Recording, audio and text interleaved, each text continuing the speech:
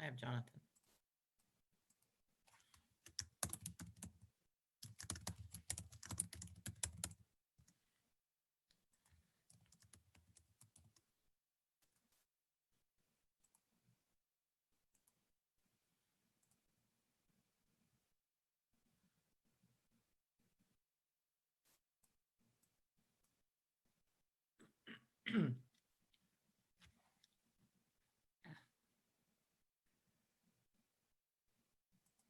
You want me to start the streaming? Let's hold off until about 8:57, Okay. 8:58 or so. Thanks. Mhm.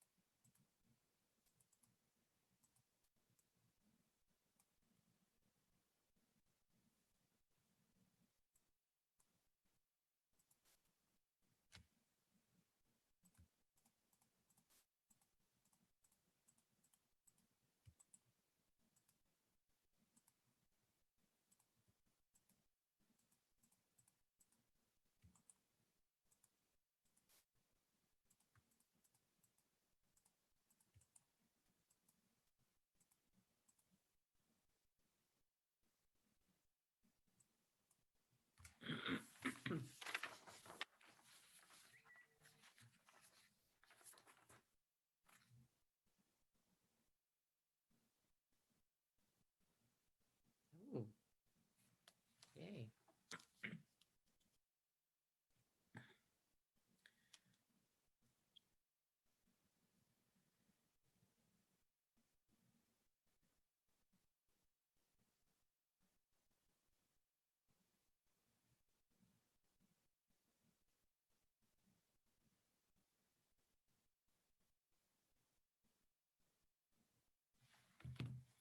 That's good.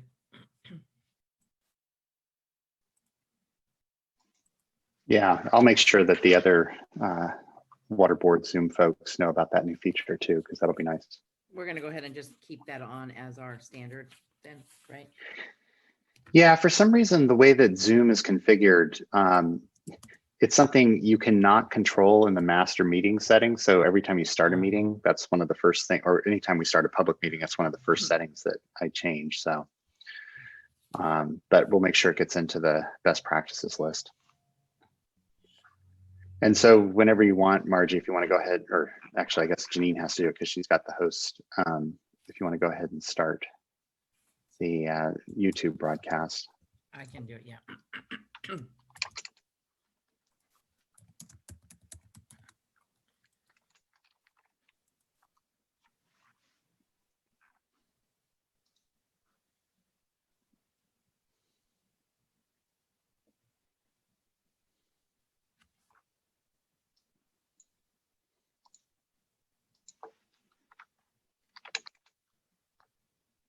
is on.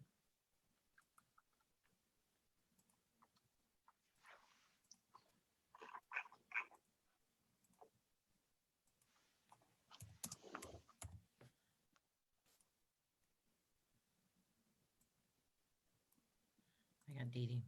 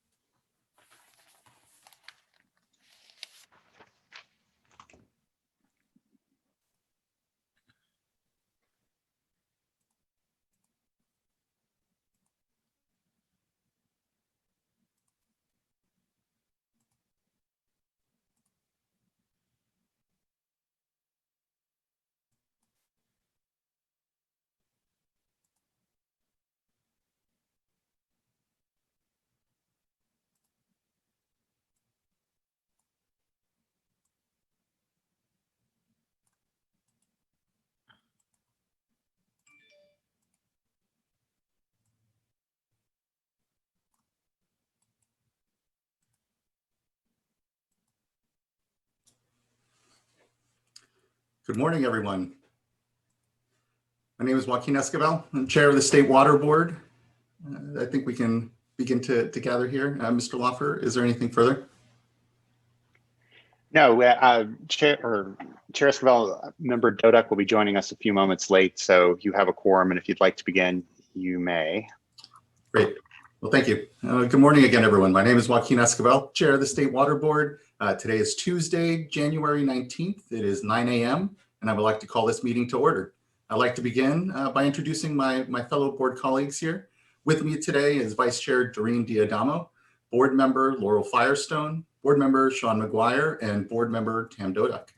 I'd also like to introduce our fellow staff colleagues, Executive Director Eileen Sobek, Michael Loffer, our Chief Counsel, our two Chief Deputies, Eric Oppenheimer and Jonathan Bishop, and our Clerk of the Board, Janine Townsend. And assisting to her today is Margie Argel. As you can tell, this meeting is being webcast and recorded and has been for the last year, almost coming on in a couple of months, in order to comply with the governor's stay-at-home orders and also by executive order. We don't have a physical meeting room. Instead, we're here on this virtual platform, and you're viewing us one of two ways. You're either on the Cali PA web stream or on the YouTube web stream.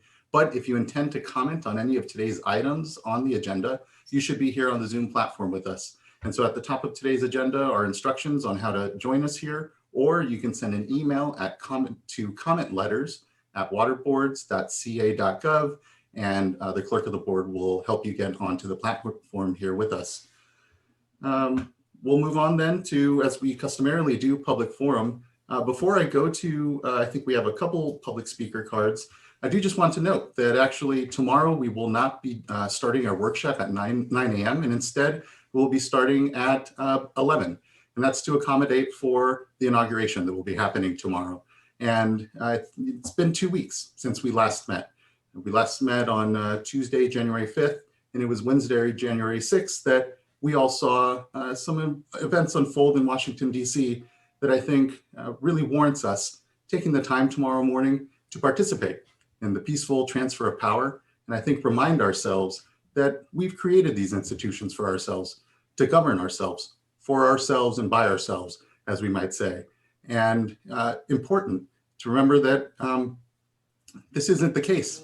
Democracies going back into human history are somewhat fragile, and I think really require our continued attention, commitment, and engagement in peaceful, thoughtful, rational ways. And so gladly take the time tomorrow to ensure that we all, again, participate in what is a pretty incredible thing that we have here amongst us, emanating from the federal government here to us as state agencies and governance, all the way down to the local level. And it's the functioning of that and our commitment to it that is really critical. And so just wanted to take a moment to reflect and give some thought as to, I think, something that many of us witnessed and still processing. And so just want to thank you all for your commitment to these processes, this governance that we have, and the transparency therein. So hopefully we continue to do right and hold the faith of these governing institutions that we have an incredible honor of being part of, and that we welcome you all to continue to engage and keep us transparent and accountable in our decision making as well. And if you see something, engage and participate. So thank you. Chair Esquivel. Yes. Hi. Vice Chair. Thank you for your really thoughtful comments. I just thought I'd let you know I'm having some challenges with my video, so Oh, of course.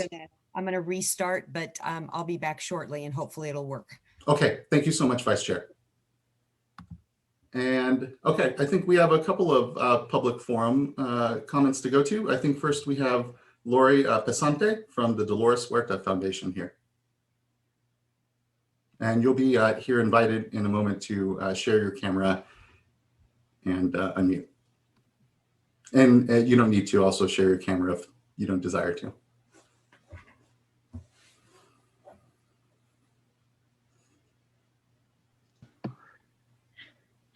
Good morning, everybody. Let me see, it did not give me the ability to show my video, so I will just be heard. How about that? That's fair. Good morning, my name Ms. is- Pesante, I'm sorry to interrupt. This is Chief Counsel Michael Loffer. If you try again, see if you can share your video at this point. There we go. Good morning. Fantastic. Good morning, everybody. Thank you so much for this opportunity. My name is Lori Pesante. My pronouns are she, her, hers, and I'm the Director of Civic Engagement and Government Relations for the Dolores Huerta Foundation based in Bakersfield. But of course, we serve the Central Valley and Antelope Valley and High Desert as well. The opportunity to speak today, I became aware of because about 2 months ago, a community member came to us to address and bring to our attention a problem related to community access to water resources in Bakersfield, specifically the segment of the Kern River adjacent to Lake Ming and Lake Ming itself. And of course, the Dolores Huerta Foundation, we're a 501c3. Our mission is to inspire and organize communities to build volunteer organizations empowered to pursue social justice, and water is definitely something that has been on our radar for quite a while. And certainly I myself am an impacted community member. My son's school receives notifications every year related to pollutants in his school's water. And both of my children have chronic medical problems related to pollution that specialists have told us in no uncertain terms we should move. So I certainly uplift today for everyone the voices of community members, and especially our farm worker communities that access that segment of the Kern River. And approximately 75% of the people who use that area are from our Latino communities here in the outskirts, that they just don't have swimming pools. They don't have access to other public water resources for cooling down in what are increasingly hot, protracted summers here in the Central Valley. So just to highlight those community members and their experiences, it is the case that over time it has gotten hotter and hotter.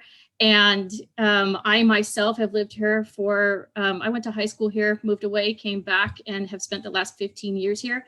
I see less and less fog, less and less opportunity to see the Kern River filled with water in a sustainable way. And so I wanted to also uplift the voices of Bring Back the Kern this morning and other restoration projects for 3 reasons. Number one, the community stakeholders who've already mentioned who are impacted. Number 2, what recent information tells us about the role of industry in preserving natural resources and addressing climate problems.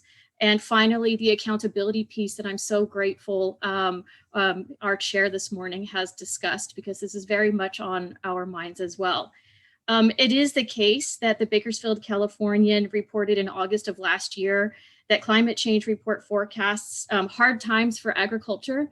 And certainly I have seen other projections that identify up to as much as 70% of agricultural lands being unusable within the next 50 years related to climate change, specifically protracted extreme heat and drought.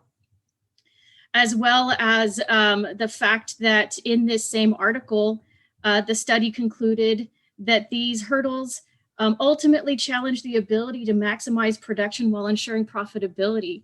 And indeed, a closer look at that profitability doesn't seem to stay within the Central Valley, and yet we have seen for decades within the same communities that I serve, the lowest education rates in the state, the highest pollution rates, chronic medical problems, and some of the highest unemployment rates. So certainly our community members they are seeing neither the access to the public resource nor the benefits of what profits are being made off of them.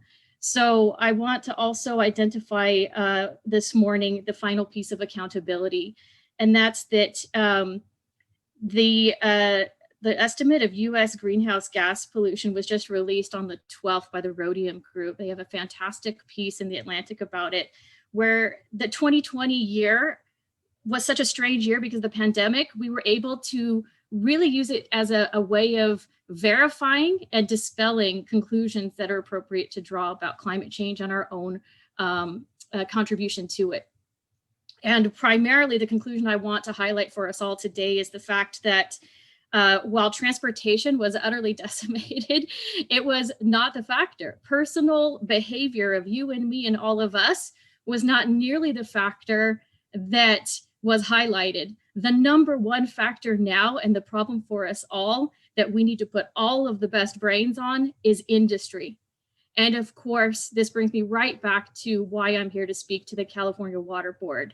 It is the case that Kern County has not been the best rule follower or having an eye on equity. And certainly this board has an extremely important role in providing accountability. And I see my time is up, so I'll finish by saying thank you very, very much for your time today. It is the fact that geography is destiny, and I would like very much for the destiny of all of us here in the Central Valley to be one of prosperity and equity. So with that, I appreciate your time very much and wish you the best of luck with the rest of your meeting. Thank you so much, Ms. Basanta. Really appreciate you taking the time to give voice to the issues you're seeing in the community. And just on reflection, very much see parallels in the Eastern Coachella Valley often, and some of the challenges faced for many a community there. Some different geographies, sometimes similar circumstances. So, but thank you.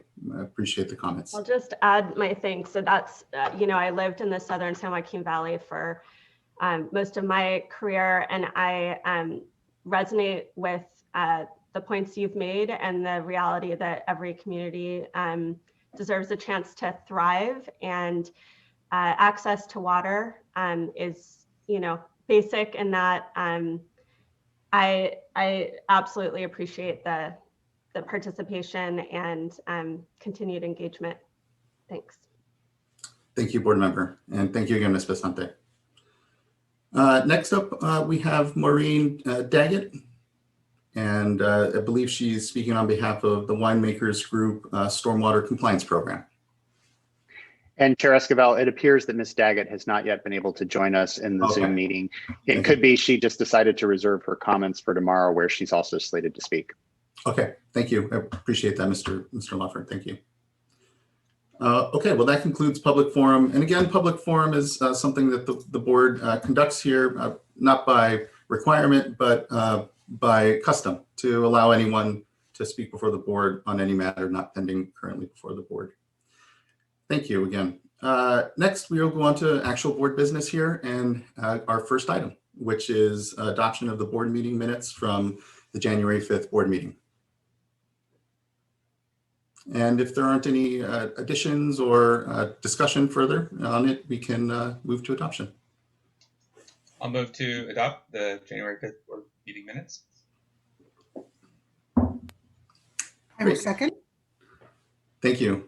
Ms. Townsend, can you please call the roll call vote?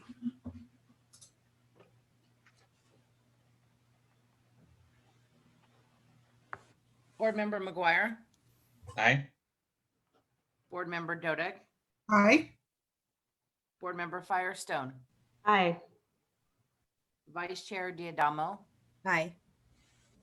and Chair Esquivel. Aye. Thank you. Thank you as well. And the vote carries and the board meeting minutes are adopted. Thank you, everyone. Next, we'll move on to informational item number 2, which is an update on the board's actions and responses to COVID-19. We've been using this standing item really at this point to inform, not just as we implemented the shutoff moratorium early on in the pandemic, but discussion therefrom. And so those of you that have been following along a bit, we committed to doing a survey ultimately of our systems and households to understand the arrearages or the debt that was accumulating in households, and also then the impacts on systems, knowing that those declines in revenues can have impacts. And so just want to first just start off and give thanks and hand it over to Darren Polhamus and Max Gomberg here to take us through the findings of that data exercise. Good morning, everyone. Good morning, Chair Esquivel and fellow board members. So today I want to start first with some thanks. First, thanks to some of our staff who won't be on the presentation today, but really all these results are from their hard work. Scott Coffin, Mariel Panera, and Bethany Robinson really did the bulk of the very hard work of pulling together this data and crunching the numbers that you're going to see today. It was a lot of work to get there, and I do appreciate their efforts. It was Herculean, but I think gave us great results. Also, Max and Sean for their leadership. They'll be presenting most of this today. It was obviously a scramble that you put us on. It may not seem fast to get here with this amount of work, but there was a lot of work behind the scenes to put this together, and they did a great job of leading the team to pull that together. Certainly, I want to thank all the DDW staff. I think it bears repeating again that we, for the small system survey, did direct outreach to over 400 water systems to try to collect this data and make it high quality. And that was a success, as you'll see when we get into the data part of the presentation. So thanks to DDW staff. That's out of the norm, but not out of the norm in the sense of their ability to stand up for emergencies and proceed forward. So my thanks to our staff that were able to do that. And then finally, a thank you to the water systems. Obviously, we were asking very tough questions of them in a very troubled time when they're very busy, and for them giving us the time to put this together. So from all of that coming together, it's a great success, I believe you'll see today. It does present us with some interesting information to move forward with. And, this was a very big effort. It wasn't without costs. We are delayed on some of our normal activities, but of course, this was a very important topic that we needed to move on now and move forward with. It's pertinent in the moment and the emergency and a critical response effort that we needed to take. So I think those costs are worth it, but people should know that certainly some of our regulations and other things have been put aside a little bit while we were working on these for the last couple of months, and we will continue to work hard to fit those in. But we do want to balance that across, and certainly that was part of the decision the board made, and rightly so. And then finally, if I give my quick summary to kind of prep you for the information you're about to see, I think it brings home two big messages here. First, as we were working through the SAFER program, dealing with water systems that are on the human right to water list, and then shortly working to add those that are at risk of being on that list soon here through our needs analysis.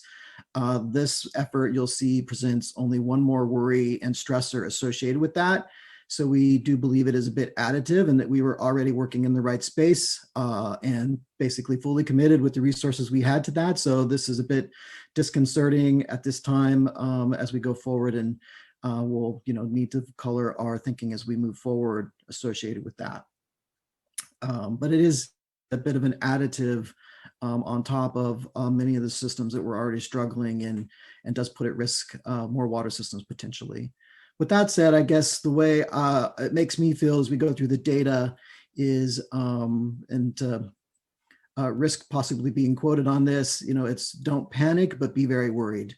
A lot of our water systems are showing great robustness in their ability to continue to meet their public service and provide healthy water and water service to their customers, which is a testament to the systems, and congratulations to them for their hard work. They're unsung heroes in many ways. They don't get the newspaper headlines that our first responders often do, but they are certainly an underlying component of our society and our ability to weather this as a country and as a society. So thanks to them for that, and a testament to their ability to do that. But that said, they're suffering great pain, and there are things to worry about. As we get into the details, you'll see that this isn't without cost, and that there will be ramifications in the future associated with that. So those are my opening remarks. I will turn it over to Max to begin the presentation, and we'll certainly be here for questions as we go through. So thank you. Thank you, Darren, and good morning, Chair Esquivel and board members. We're going to walk through the results of the survey today. But before we do that, actually, we're just for everyone's benefit, I'm going to talk a little bit about how we got here and some of the other things we've done since the pandemic began 10 long months ago now, when we went into shutdown. So if I could have the next slide. Here is just sort of a list of some of the actions in the drinking water space the board has been involved with over the past 10 months now, to really help us get through the pandemic as best we can. As you'll all recall, the governor issued an executive order back at the beginning of April, which instituted a moratorium on water shutoffs for non-payment.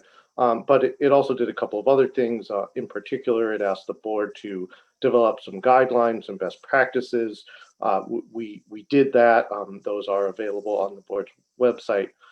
In addition, owing to the fact that we wanted to make sure that people were getting service reconnected if they had been shut off pursuant to the executive order, or had a venue to raise issues or complaints related to what to do about payment or threatened shutoffs, things like that. We stood up a website and created a hotline for people to record issues in Spanish. Those are up. I'll talk a little bit more about that in a minute. We also started our survey efforts actually back in June with an initial survey to systems about system financial impacts, but that one didn't have the full force staff effort we put into the one that we're going to be talking about today, and it didn't get a very significant response. But we did do that back in June, and sort of that got us started on sort of the survey mechanics. We have been working with our colleagues at the Public Utilities Commission, which regulates about 15% of the drinking water in the state, along with electric service and other utilities. We held a joint workshop with them back in October to talk about what they were doing and what we were doing, sharing data, and that collaboration continues. And then we began our current survey at the beginning of November, after a series of consultations and discussions with water systems and NGOs to make sure we were asking questions that were going to get us good data, and we did. Next slide. So just briefly before we get to the survey results, I do want to mention, as we've had this website up, we have been getting reports in, and the number of reports, as you can see, really jumped in December. And so between December and January, that's over half the total of hits or formal reports or complaints we've gotten through the website. And We don't know why things jumped in December. It could be that it was holiday time and people were anxious. It could be the fact that people were beginning to hear about potential assistance from the federal government. We don't know why. But what we do know is that we had an increase in the reports, and our staff follows up on each of these to see how we can help, to remind the water system that they should be informing their customers about whatever assistance is available, that even if they get a notice that says shut off on it, that there will be no shut off for non-payment because the moratorium is in place, or if it's a longer standing issue, to see what can be done. So we're diligently working on those, and just wanted to let you know where things stand on the website. Next slide. So turning to the survey itself, what we did was we designed a survey to really help us answer two key questions. What's happening with some of our smaller and medium-sized water systems in terms of their overall finances, their revenue streams compared to what they're spending, their reserve funds, and their overall financial standing. And then also to understand the impact of the COVID-19 pandemic on households, and particularly households that are struggling to pay for all expenses, whether it's rent, food, utilities, including water, and understand how the water portion of debt has been accumulating over time. And then, of course, this data will hopefully inform ongoing discussions, both at the state and federal level, about assistance options. So what we did to pull the survey together is we divided our community water systems into the very large systems and then the small and medium-sized systems. Small medium systems are those with fewer than 10,000 service connections. That's the vast majority of community water systems in the state. And the large water systems, a little over 200 of them, serve over 10,000 service connections. A smaller number of systems, but they serve a majority of the state's population. And for the small and medium systems, we engaged in a very proactive, intensive outreach methodology where our drinking water staff actually made phone calls to every single system on our survey list, which was generated randomly to make sure we had a good statistical basis for our results. And so over a 2-week period, there were a lot of phone calls made. And as Darren mentioned, a really heavy lift by staff and great work by all of our drinking water staff and field office staff in particular.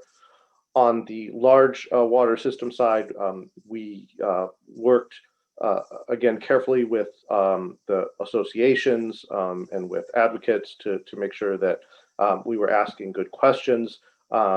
We emailed out the survey. We held a workshop in mid-November to make sure that the systems understood the questions and what data was to be submitted. And the result of all of that was a very, very robust survey response. Next slide.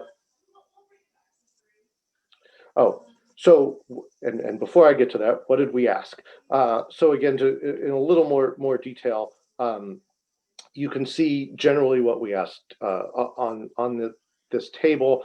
What we were looking for the smaller and medium-sized systems is really to understand, again, their financial standing and whether they had significant stressors, whether it was drawing down reserve funds, significant drops in revenue, and other issues that could lead to them needing assistance sometime this year, if not in the next 6 months. What we were looking for the household data was really what are the debt levels, how many people have debt, how much debt, and where is that debt located. We asked for a by zip code reporting of the debt, and we'll go through those results in a few minutes. Next slide. So as I said, we had a really robust survey response. What you can see here is that not only did we have a really strong response, but also the response in total, when you look at the percent of the state's population covered, is about 70% of the population, about 28 million people covered just by the survey responses out of California's population of roughly 40 million. And so that means that we had a really strong base for our statistical work to come up with statewide estimates of impacts, both at the system level and at the household level. And again, really want to thank all of the staff and all of the systems that worked on these responses. So now I'm going to turn it over to Sean McCarthy from our drinking water, who led the drinking water staff up to talk about the system level responses. Okay, thanks, Max. Good morning, Chair Esquivel and board members. If we could have the next slide, please. Wait, Max, I think this might be yours. Well, I'll talk I through wasn't this one prepared to, yeah. really quickly, and then hand it over to you, Sean. So again, as I mentioned, for the small and medium systems, we surveyed over 400 of them.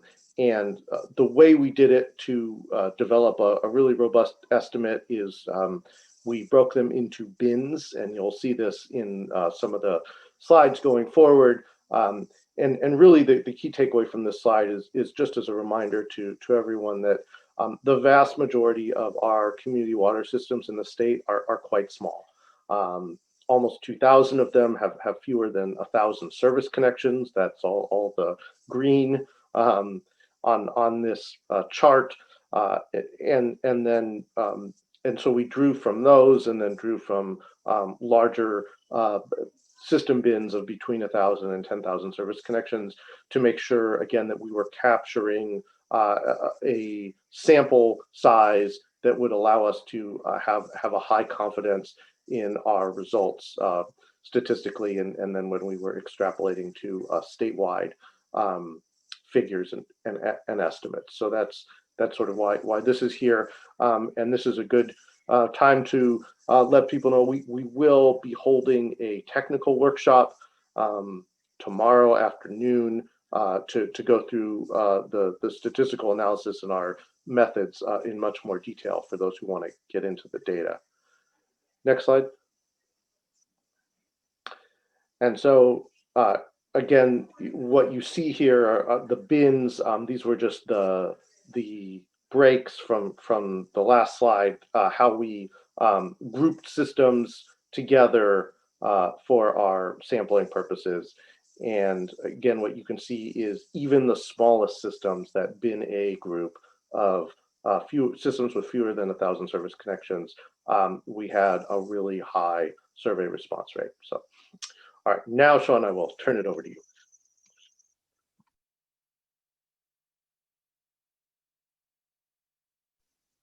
You need to unmute. Knew that would happen. Okay. Good morning again, everybody.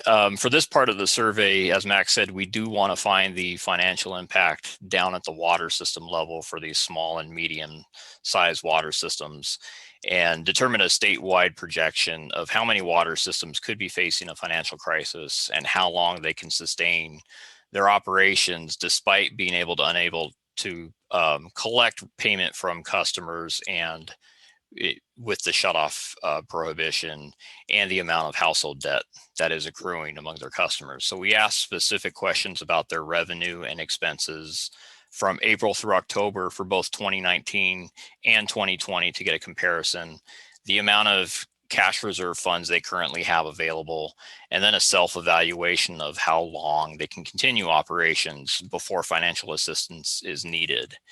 And so if you go to the next slide, we asked this question. It's a self-evaluation of their estimate of their financial operations before they may need financial assistance. And as you can see, the majority of the water systems reported no assistance would be needed, about 60%, in fact.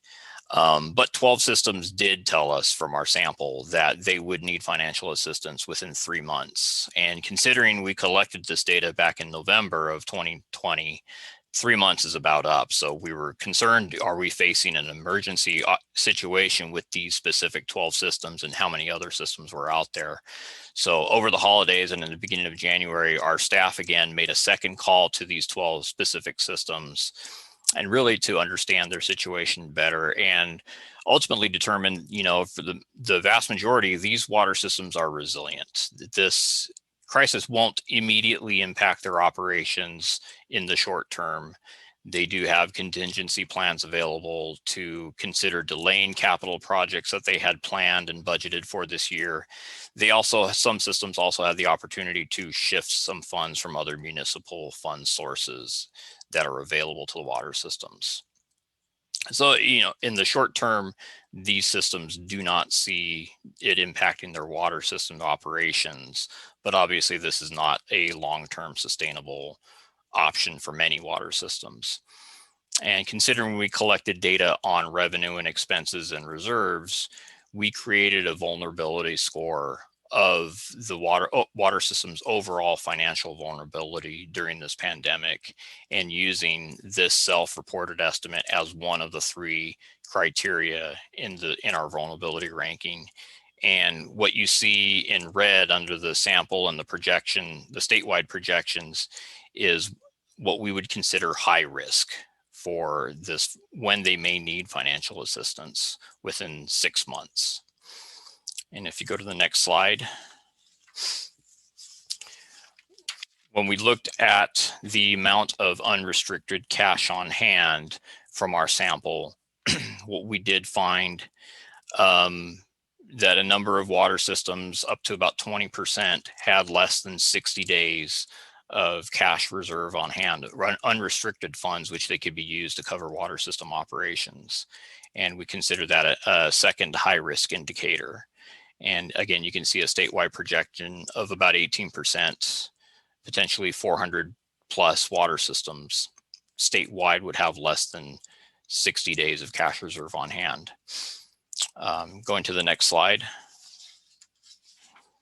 The third criteria we considered would be their operating ratio, basically their revenue to expense.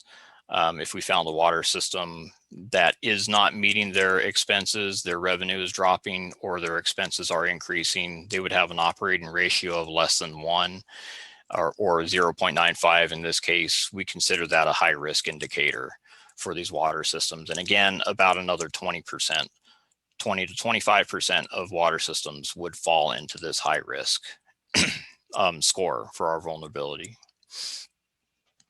And next slide. And so putting these 3 criteria together, we ranked them, we collected the data on the water systems, and for systems with 0 out of 3 risk indicators, we'd obviously consider low financial vulnerability. 1 out of the 3 would be medium, but then 2 out of the 3 and 3 out of the 3, this is where we get into sort of the high and extreme financial vulnerability. And as you can see, there's about 10% of those systems would fall into that category from our sample and also our statewide projections. The extreme category would be 25 systems statewide, which does not seem to be an unreasonable situation given how we know many other small and medium-sized systems currently operate. They currently struggle to maintain compliance. They currently struggle to recover from disasters. This would be expected. But when you look at add in a second criteria, or meeting 2 of the 3 high risk indicators, it expands to about 270 water systems, which is a significant number. It's definitely a number of water systems we are going to have to be vigilant to see if their financial crisis begins to develop over the coming months. As the amount of household debt accrues, they are unable to pay expenses from their revenues dropping.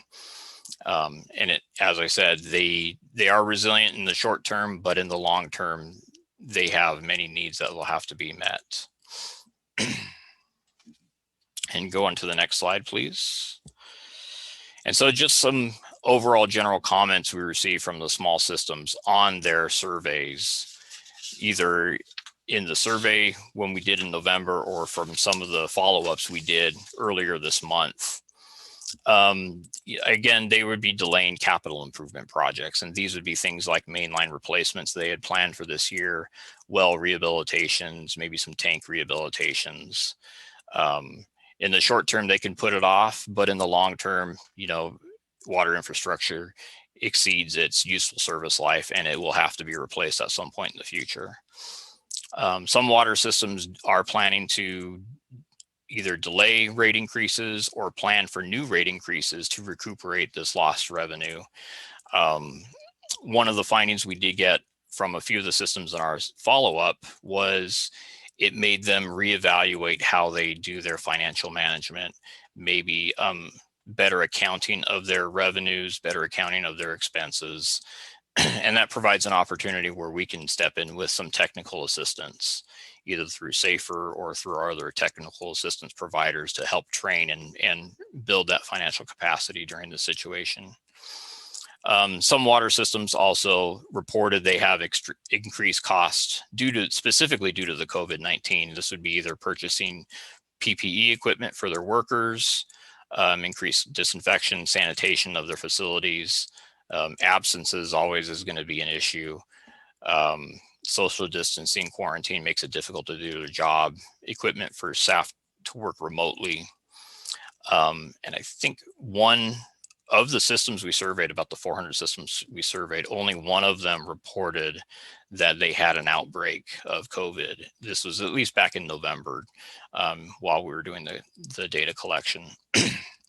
But, you know, from a high level view, I think overall the water systems are very resilient and robust, but it's a short-term issue. It's a short-term resiliency.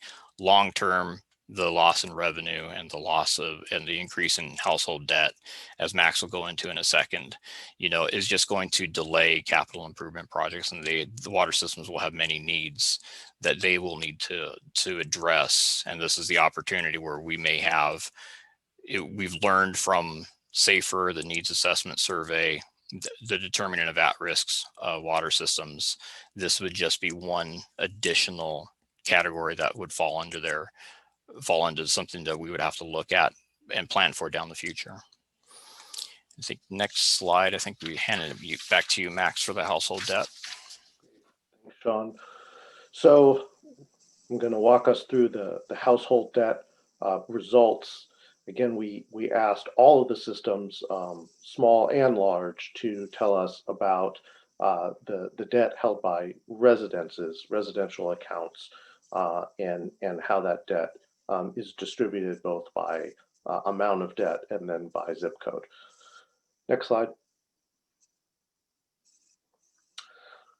So what you see on this chart is two things.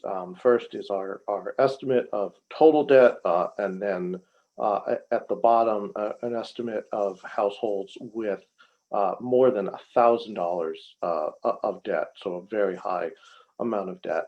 So looking at the top half of the table first, actually looking at the title of the slide first, this is an important point.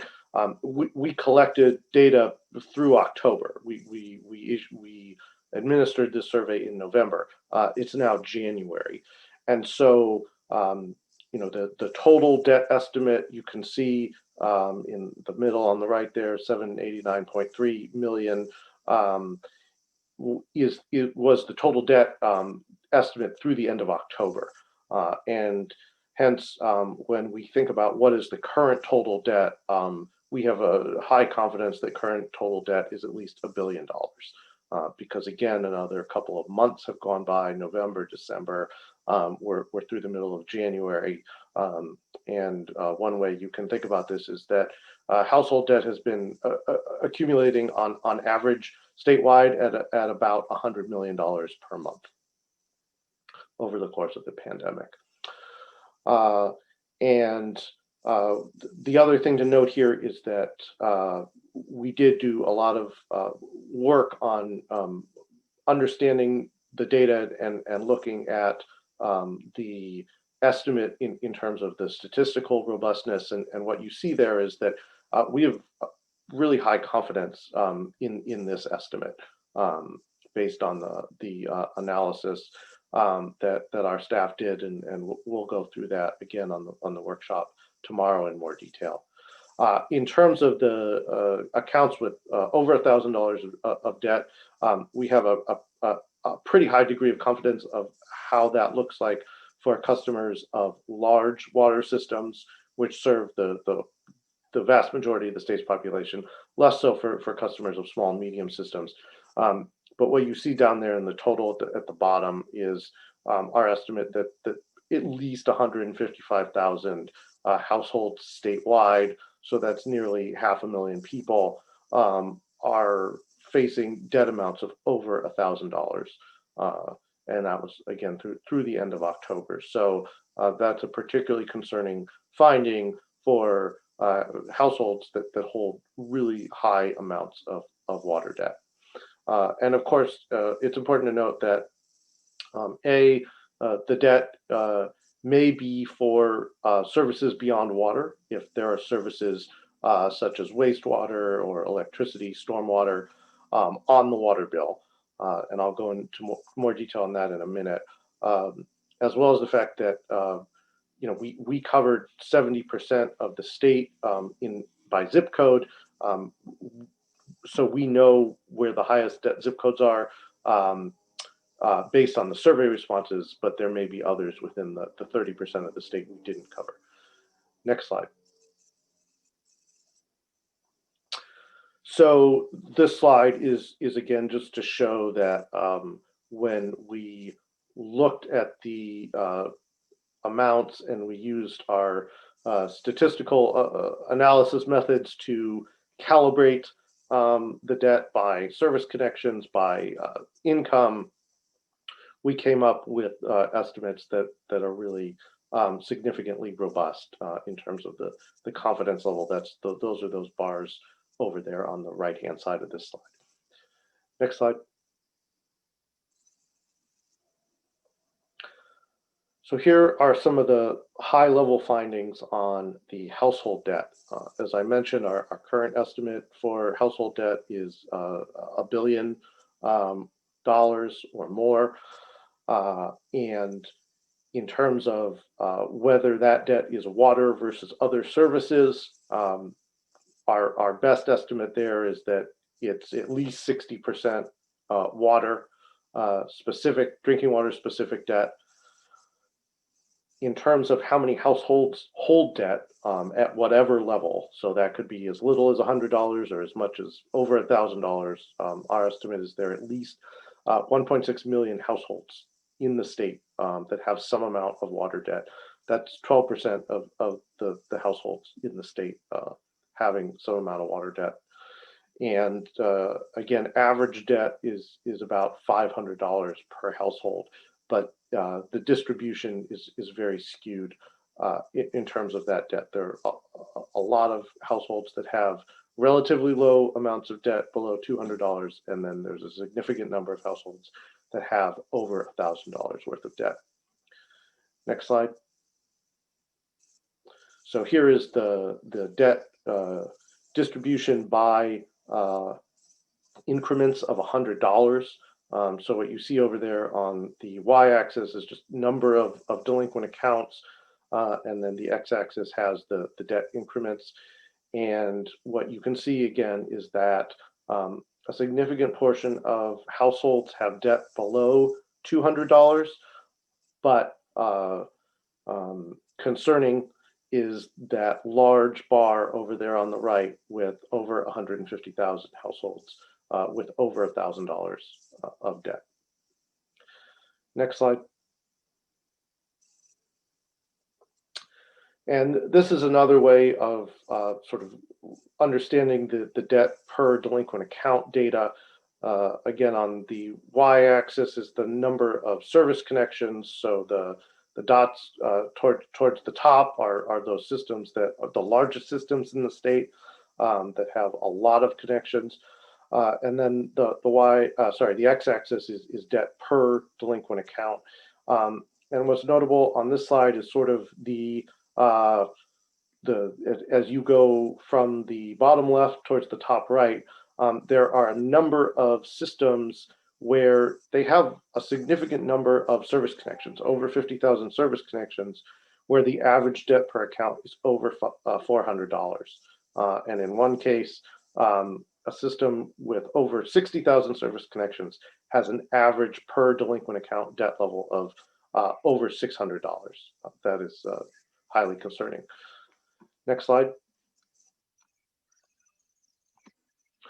So we asked for systems to tell us not only how many accounts had debt, but also where those accounts, those residential accounts, were located in the zip codes that they serve.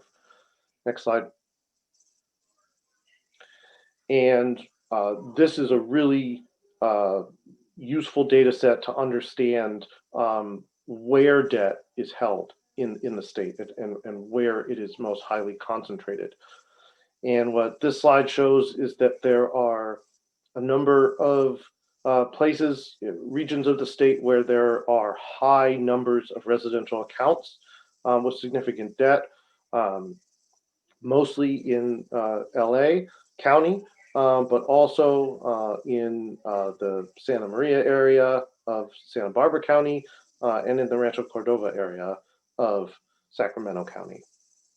These are areas with high numbers of accounts with some level of household debt. Next slide. When it comes to the households with over $1,000 worth of debt, those are all in LA County. And again, that's LA County is a quarter of the state by population.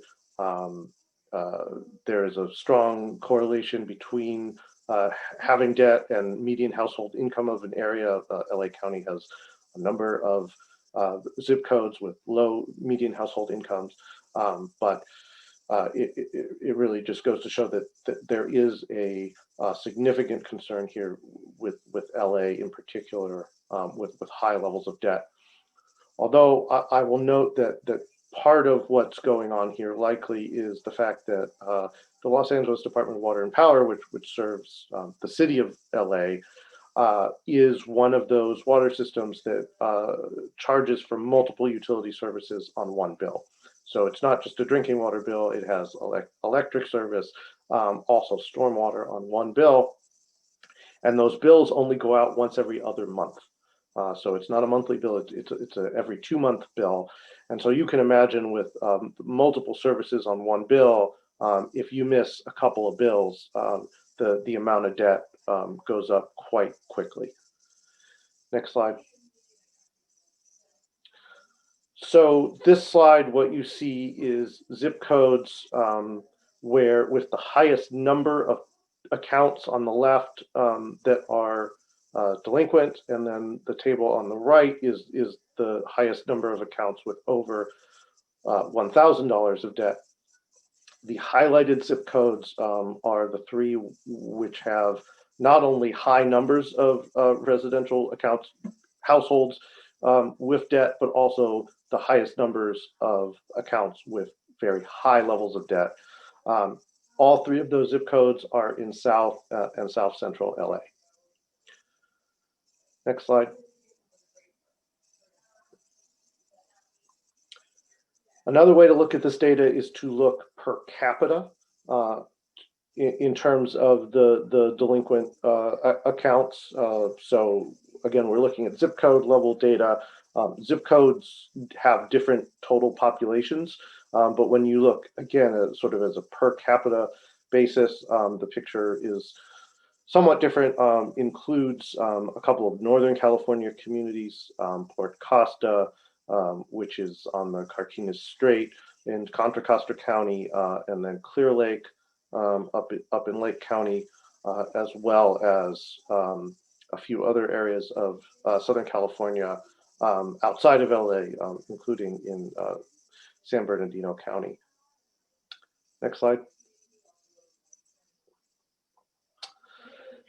And again, when you look at sort of a per capita basis of debt, it's still highly concentrated in LA, but there are a couple of other areas of concern as well, including the Bakersfield area up there in Kern County, and part of the part of the high desert out in San Bernardino County.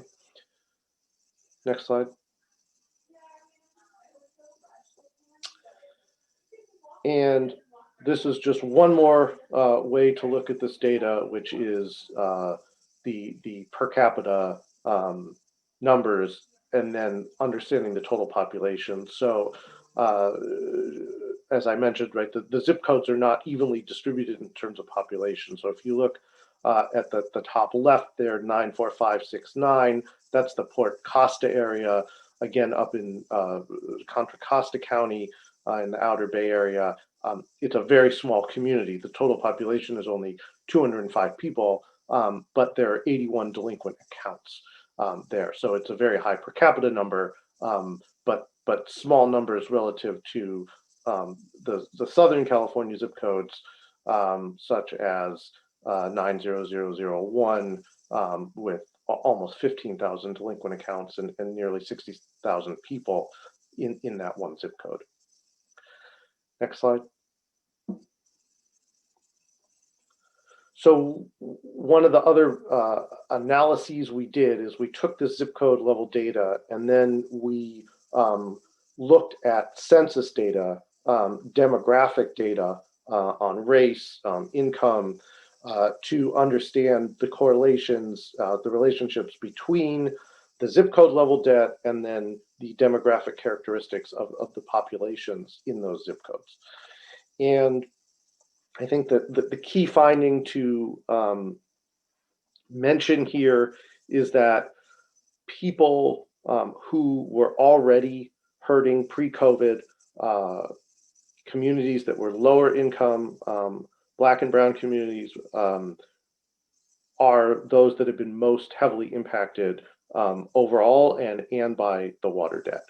And so what we see is that the zip codes that are more disproportionately Black and Latinx by population have more households with debt, higher levels of debt, and just overall the strongest correlation between level of debt and any other factor is median household income.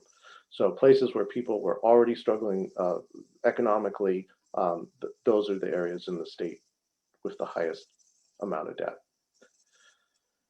Next slide. And again, here's a table to just really show those demographic disparities with respect to household debt. And you can see the bottom row is in communities that we categorize as disadvantaged, and the debt levels are even higher and particularly high for Black households. Next slide.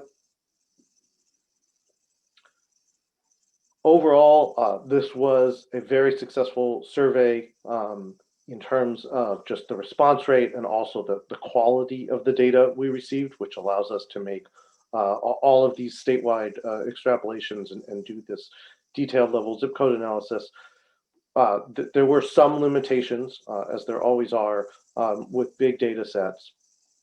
In particular, some of our drinking water systems have billing software that didn't allow them to go back all the way to March, for example, and look at number of billing cycles that where missed payments had accumulated over time.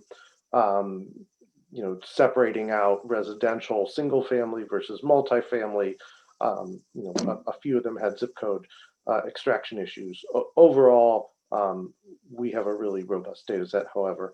And then the bottom bullet, again, I would say the one number where we don't have quite as high a degree of confidence in our estimate is that drinking water portion of the total debt. We think it's about 60%, but not every system was able to say, well, based on the total amount of delinquency, we think this much is related to drinking water versus other services. It's difficult to do that with combined bills. Next slide.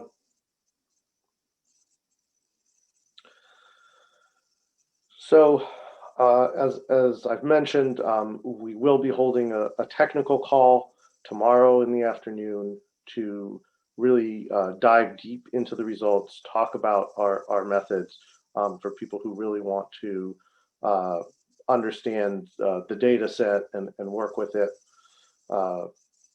And then beyond that, certainly this data is useful for people thinking about assistance at both the state and federal level. And so we'll work with our policymakers and the administration to help them develop options.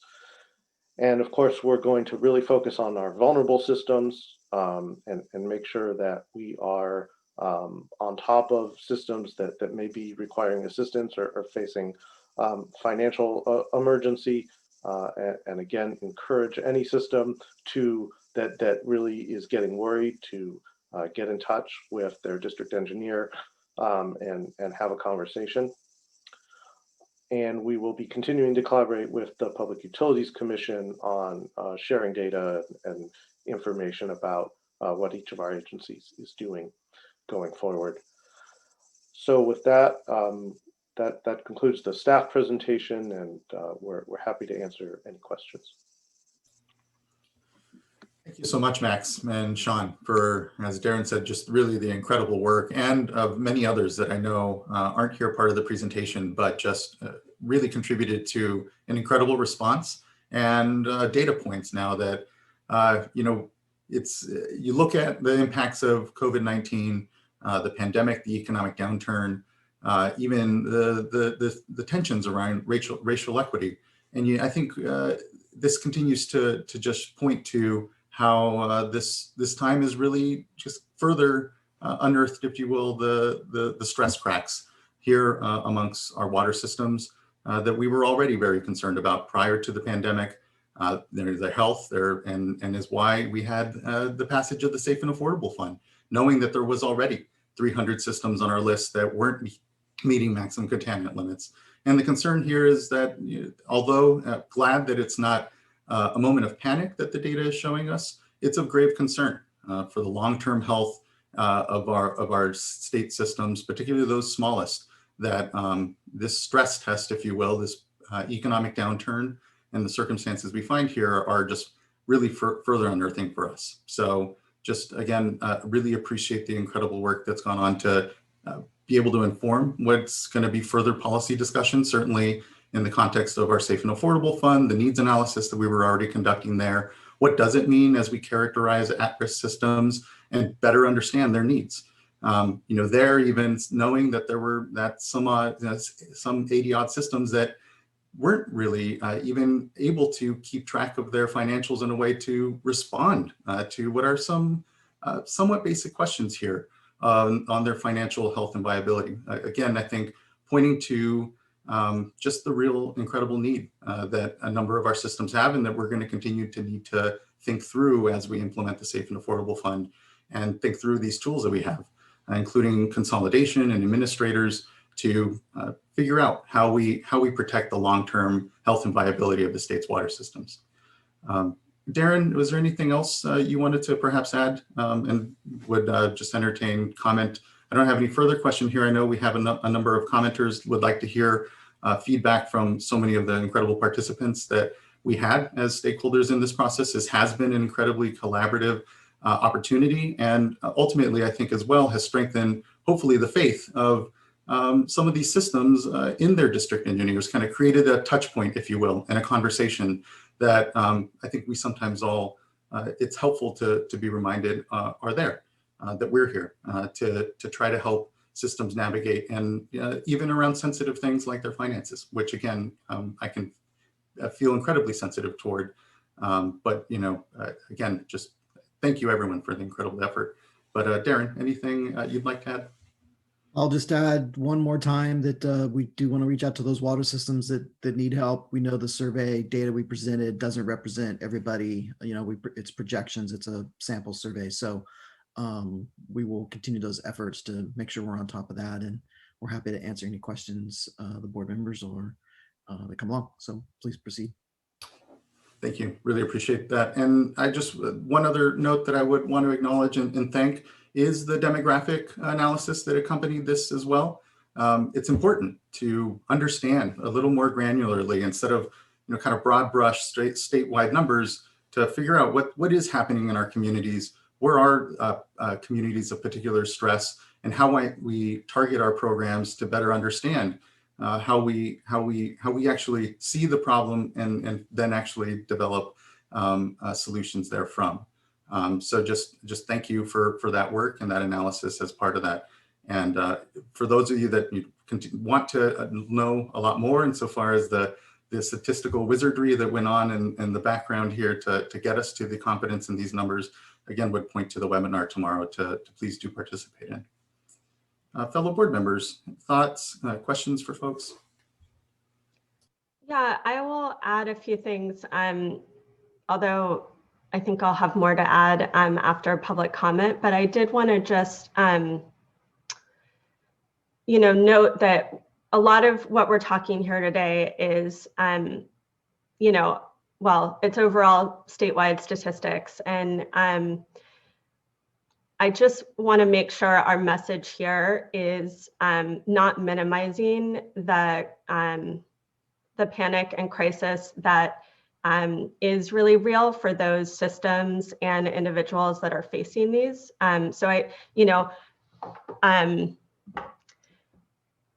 think even though, you know, there's certainly an acknowledgement of this as a crisis and not wanting to create a state of panic.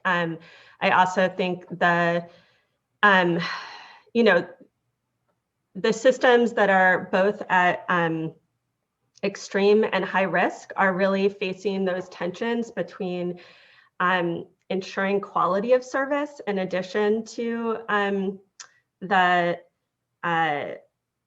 you know, the ability to continue to provide service and have financial viability and sort of ongoing affordability of service and access to service for customers. And there, you know, as systems are feeling that panic in very real ways, you know, I think we need to think about the impacts that we've seen have happen as a result of that. And that includes Flint, where they had to compromise, or they did compromise water quality to try to save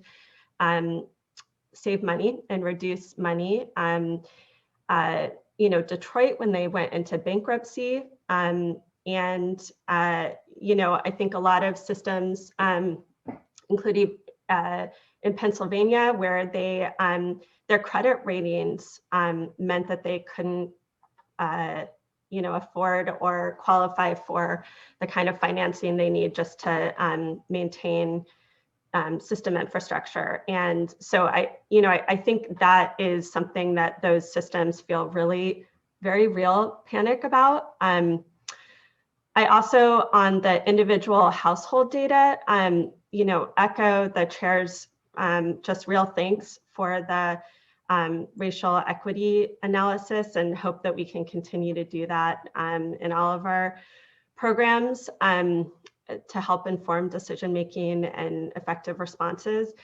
There's a really informative, I thought, NAACP Legal Defense Fund and Education Fund analysis around racial justice with household debt.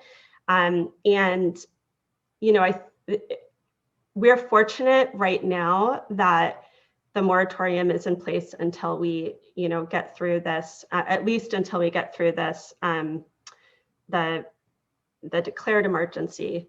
But you know, the inability to pay for water bills, the kind of debt that we're seeing for households, even if it's not a huge number for some households, has really real impacts on losing your home, to the extent that there's liens. That could mean that if you are own your own home, you could lose your home in sales tax and ultimately foreclosure.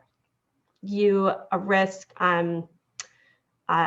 certainly a threat to your health and human dignity without access to running water should that water get shut off after this emergency because of the kind of debt that we're seeing, and also to the extent that systems are, or that households are trying to figure out how to pay that debt, foregoing medical expenses or food or other basic needs to pay their water bills. There are ways that, should households get really desperate and attempt to do illegal reconnections, that could result in criminal charges, that could, ultimately address people's freedom. And also just and I've seen this firsthand, the reality of the fact that loss of water service can result in parents being at risk of losing custody of their children, as it's a significant factor in determining whether parents are able to provide a suitable home for their children. So I just think it's important for us to, as we recognize and think about the impacts of these numbers that we're seeing, that we recognize the very personal and real and concrete number or experiences behind some of these numbers. And, I think we'll hear from folks and the partners that we have, now in public comment, and as we try to craft a response collectively. I think I'll add a few things afterwards, but I really look forward to hearing more of the comments, public comments around this. Thanks. Thank you, board member. Others? And if not, we can move to public comment and certainly have, I think, discussion thereafter. And to board member Firestone's point, it is about setting the policy table here to have a cogent discussion based off of these data points to understand how we best address these two components here, the impacts to systems, and then also this debt carried by household and the continuum we know they're in. So I think we'll transition to public comment then and have further discussion after. And so first, I'd like to call up Andrea Abergel from the California Municipal Utilities Association. Good morning. Hi, good morning. Good morning, Chair Esquivel, Vice Chair Diodamo, board members Firestone, McGuire, and Dodek. My name is Andrea Abergel, and I am the Senior Regulatory Advocate at the California Municipal Utilities Association, or CMUA. So thank you for allowing me the opportunity to provide public comment on the State Water Board's COVID-19 Financial Impacts Survey collection efforts. CMUA represents over 50 water agencies that cover over 75% of the state's drinking water supply. We appreciate the board's work distilling the data collected by large and small water systems this last November. While we understand that the report presented by staff this morning shows that there is a significant amount of household debt, our water agencies want to work with customers now on payment assistance, payment plans, or other options to tackle their debt. And customers should know that even after the moratorium ends, water agencies want to work together to prevent disconnections or disruptions in service by getting customers on payment plans or alternate options to manage the arrearages. We would also like to note that we appreciate the federal government providing funds for arrearages and hope that the state works on getting the money allocated expeditiously. We are additionally working with the coalition of environmental justice organizations and water agencies to request additional federal funds for utility bills. Thank you for your time this morning. Thank you as well, and really appreciate that CMUA has been a collaborator in this space, and I know your membership, a number of leaders, and I believe we'll actually be hearing here later from the general manager of the East Bay Municipal Utilities Utility District. So thank you. Thank you. And next we have Jennifer Clary from Clean Water Action. Good morning, Ms. Clary. Good morning, Jennifer Clary, California Director, Clean Water Action. I just want to thank the state board for committing to do this survey and for staff for doing such an excellent job. This is really useful information. Speaking on behalf of NRDC as well, who can't be here today, I just want to say that this illustrates the point we've been trying to make for months, which is the COVID pandemic isn't a new crisis. It's just bringing to light the crisis that we've had already. And I want to just thank board member Firestone for her comments. And I really want to point out what many of us have understood for a long time, which is when we look at the human right to water map, it really doesn't adequately represent the challenges of access to safe and affordable drinking water in LA. And I think that we should really think about how we're looking at the human right to water and why we're not recognizing that challenge or doing more about that challenge.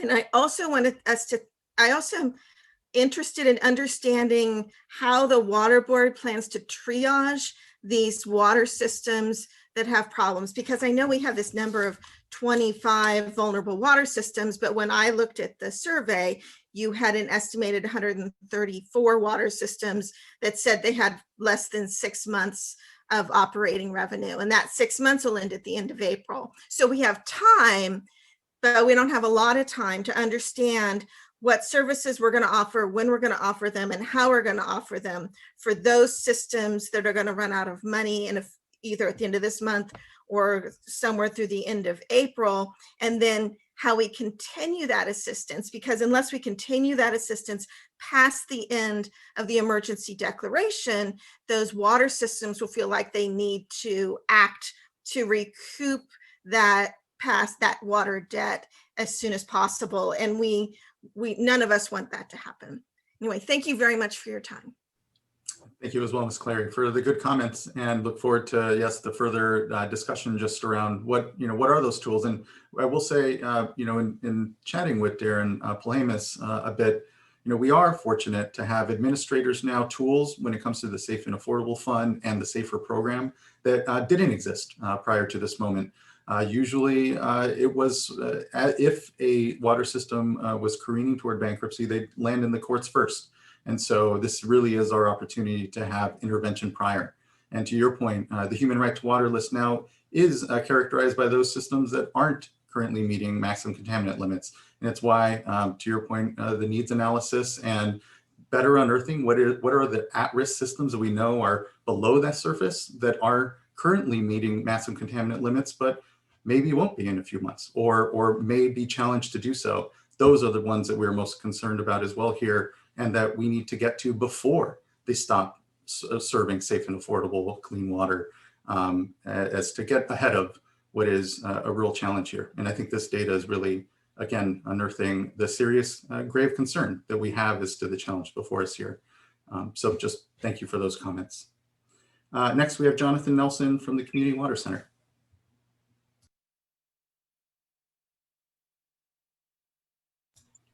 Good morning. Okay, looks like I'm unmuted now.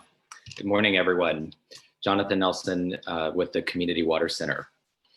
I also want to start just by thanking the State Water Board staff for all the work that it took to make this happen. Thank you. A lot of work went into this.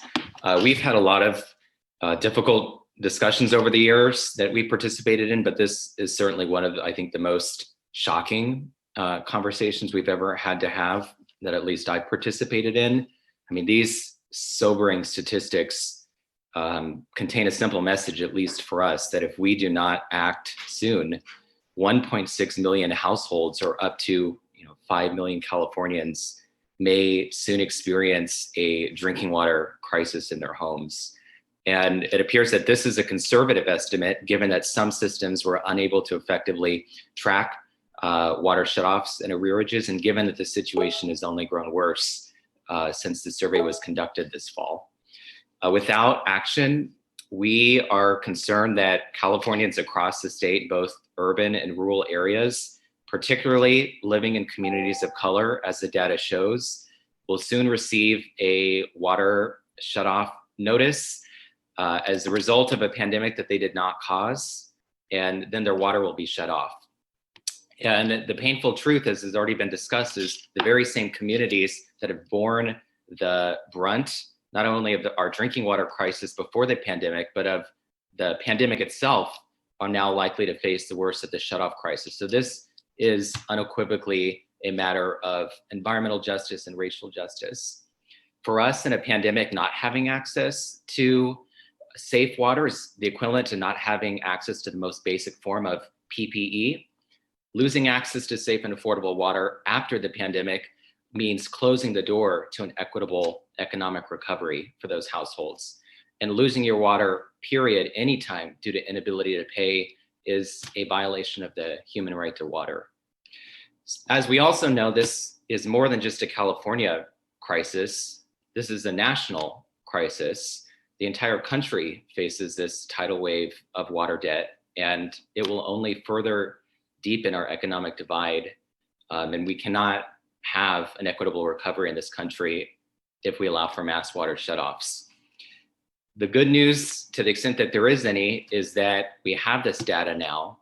We now better understand, and there's still time, and it's still within our power to act, but we are running out of time. So for Community Water Center, there's a couple of things we want to offer as we now move into the next phase of this discussion, which is how do we move forward from here? First, we do need urgent action at the state level. The legislature and the governor must move swiftly, and they must move urgently to adopt the State Water Board's 2020 plan to create a statewide low-income rate assistance program. A majority of Californians, as identified by that report, lack access to any local water affordability program. Many other local programs are inadequate, and most suffer from weak enrollment. We have a state affordability program for literally almost every other basic utility, but not for water. Other actions that we need to take at the state level include providing relief for families around, such as, for example, eliminating water bill late fees for low-income households who already can't pay their water bill, providing universal access to long-term repayment plans of at least a year in length, and providing relief to small water systems in the form of a bridge, grant, or loan program.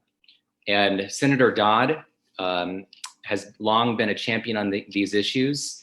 As we know, he introduced the AB 401 legislation that led to these recommendations that have been put forward by the board last year. Senator Dodd has introduced legislation, SB 222 and SB 223, to accomplish just these kinds of actions. So we hope that the legislature can take urgent action on them. We also need the State Water Board to continue to regularly survey systems so that we can stay on top of this, because we know that this is not the end and the situation will continue to unfold. At the federal level, which has already been mentioned, we need President-elect Biden and Vice President-elect Harris to build on the modest one-time emergency water affordability assistance funding passed in December. That was $638 million nationally. California will get about 60 to 70 million of that. We're looking at up to $1 billion here, $1 billion. So we need to take more action. And what we really need is a permanent national water affordability program. So we really hope for leadership from California to accomplish that. And then just finally, just to close, I mean, we've known that even before the pandemic, we lived in a reality divided between those that had safe water and those that didn't.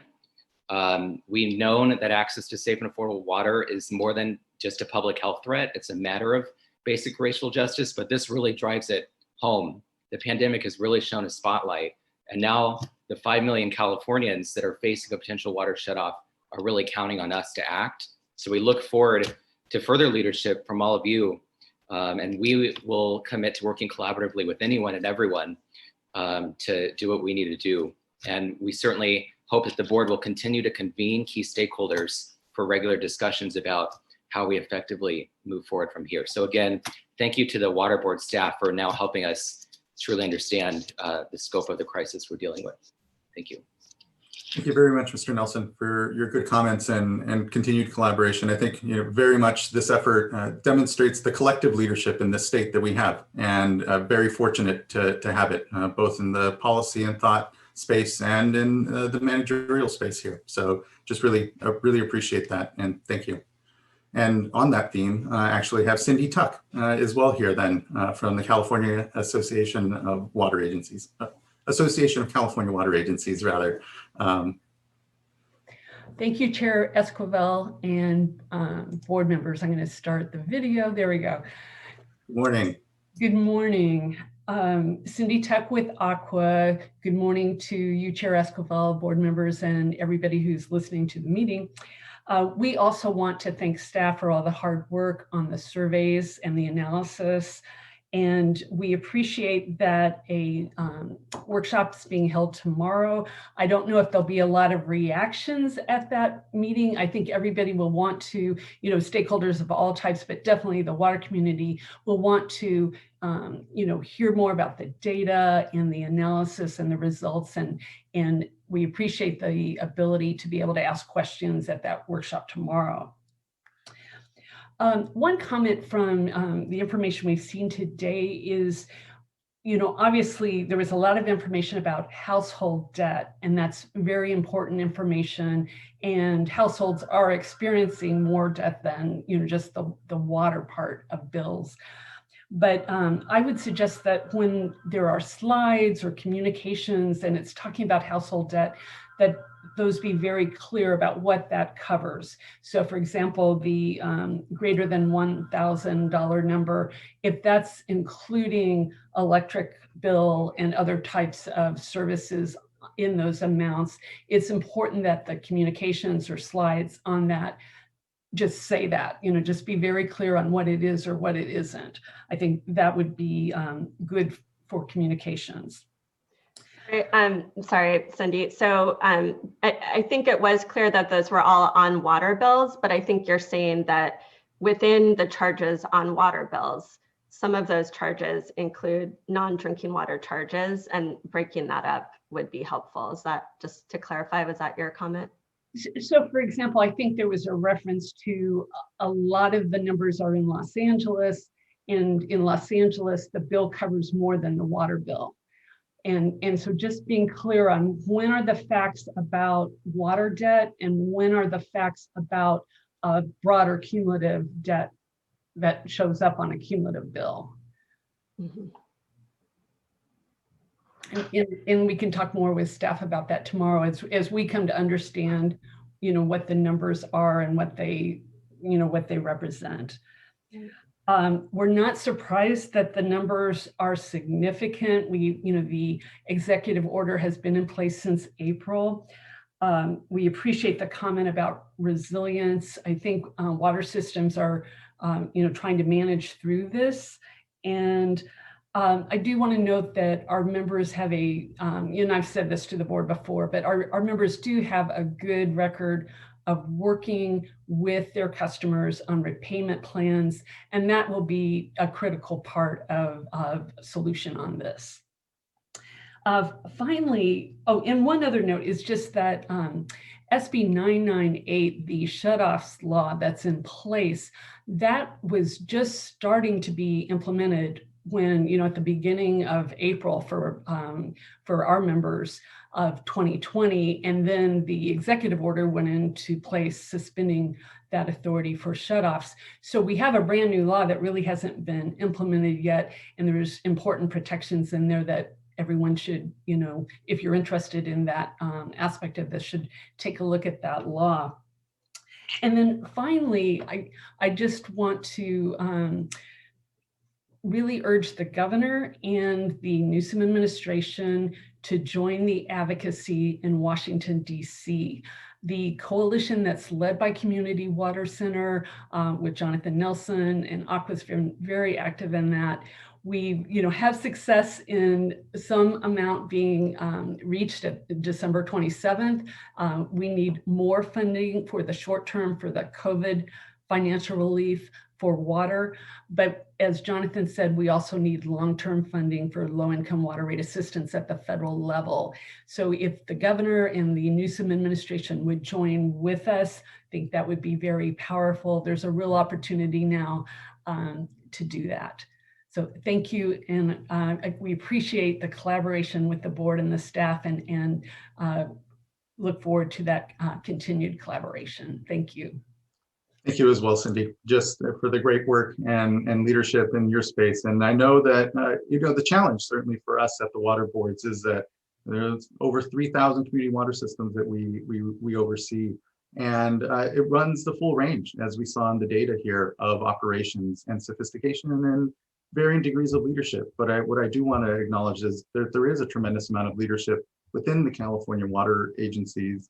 And that's demonstrated in the moratoriums that we saw implemented by a number of water agencies before the governor's executive order even went out. And so it's, our balancing, our discussion is always in mind that it's a full scale and scope of quality and challenges that we see for the various water agencies out there, and want to make sure and acknowledge the good leadership that we continue to see out there as well as part of this discussion and this challenge that we have in front of us. So thank you for being that voice both here in the state and in DC. And it is, I think, definitely that continuum of effort from the federal, state, and local level that needs to be better discussed and coordinated, and look forward to that opportunity. So thank you. Fantastic. Thank you. Thank you. And speaking of that disparate leadership throughout the state and individuals, I now want to and glad to call up Clifford Chan, the General Manager of the East Bay Municipal Utility District. Good morning, and thank you, Chair Escobar and board members. My name is Clifford Chan, and I'm the General Manager for the East Bay Municipal Utility District, or East Bay MUD. East Bay MUD provides water service to 1.4 million customers in the East Bay. The pandemic has highlighted the importance of water, but as we all have been experiencing the past year, and what you've seen in the data that Max and Sean presented, it's also created many challenges, including economic challenges that have created problems for customers who are struggling to pay their water bills. And as Chair Escobar noted, last March, before the governor's water shutoff moratorium, we suspended all shutoffs and restored service to customers that were previously shut off because of non-payment. Similar to other utilities, we have not seen the total number of delinquencies increase, but we have seen an increase in the customers with bills over 90 days overdue. And we've also seen the dollar amount of the delinquencies increase.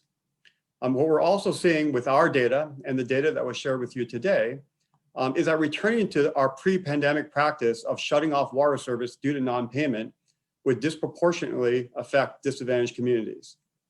East Bay MUD has always had numerous programs to help customers.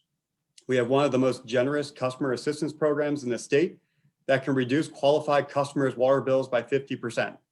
We offer customer payment plans and payment extensions. We also help our customers reduce their water use through customer water audits and providing free water-saving devices, which in turn reduces their water bill. And we already do not shut off water service to multifamily residences. Because of the pandemic, we want to build on our existing programs.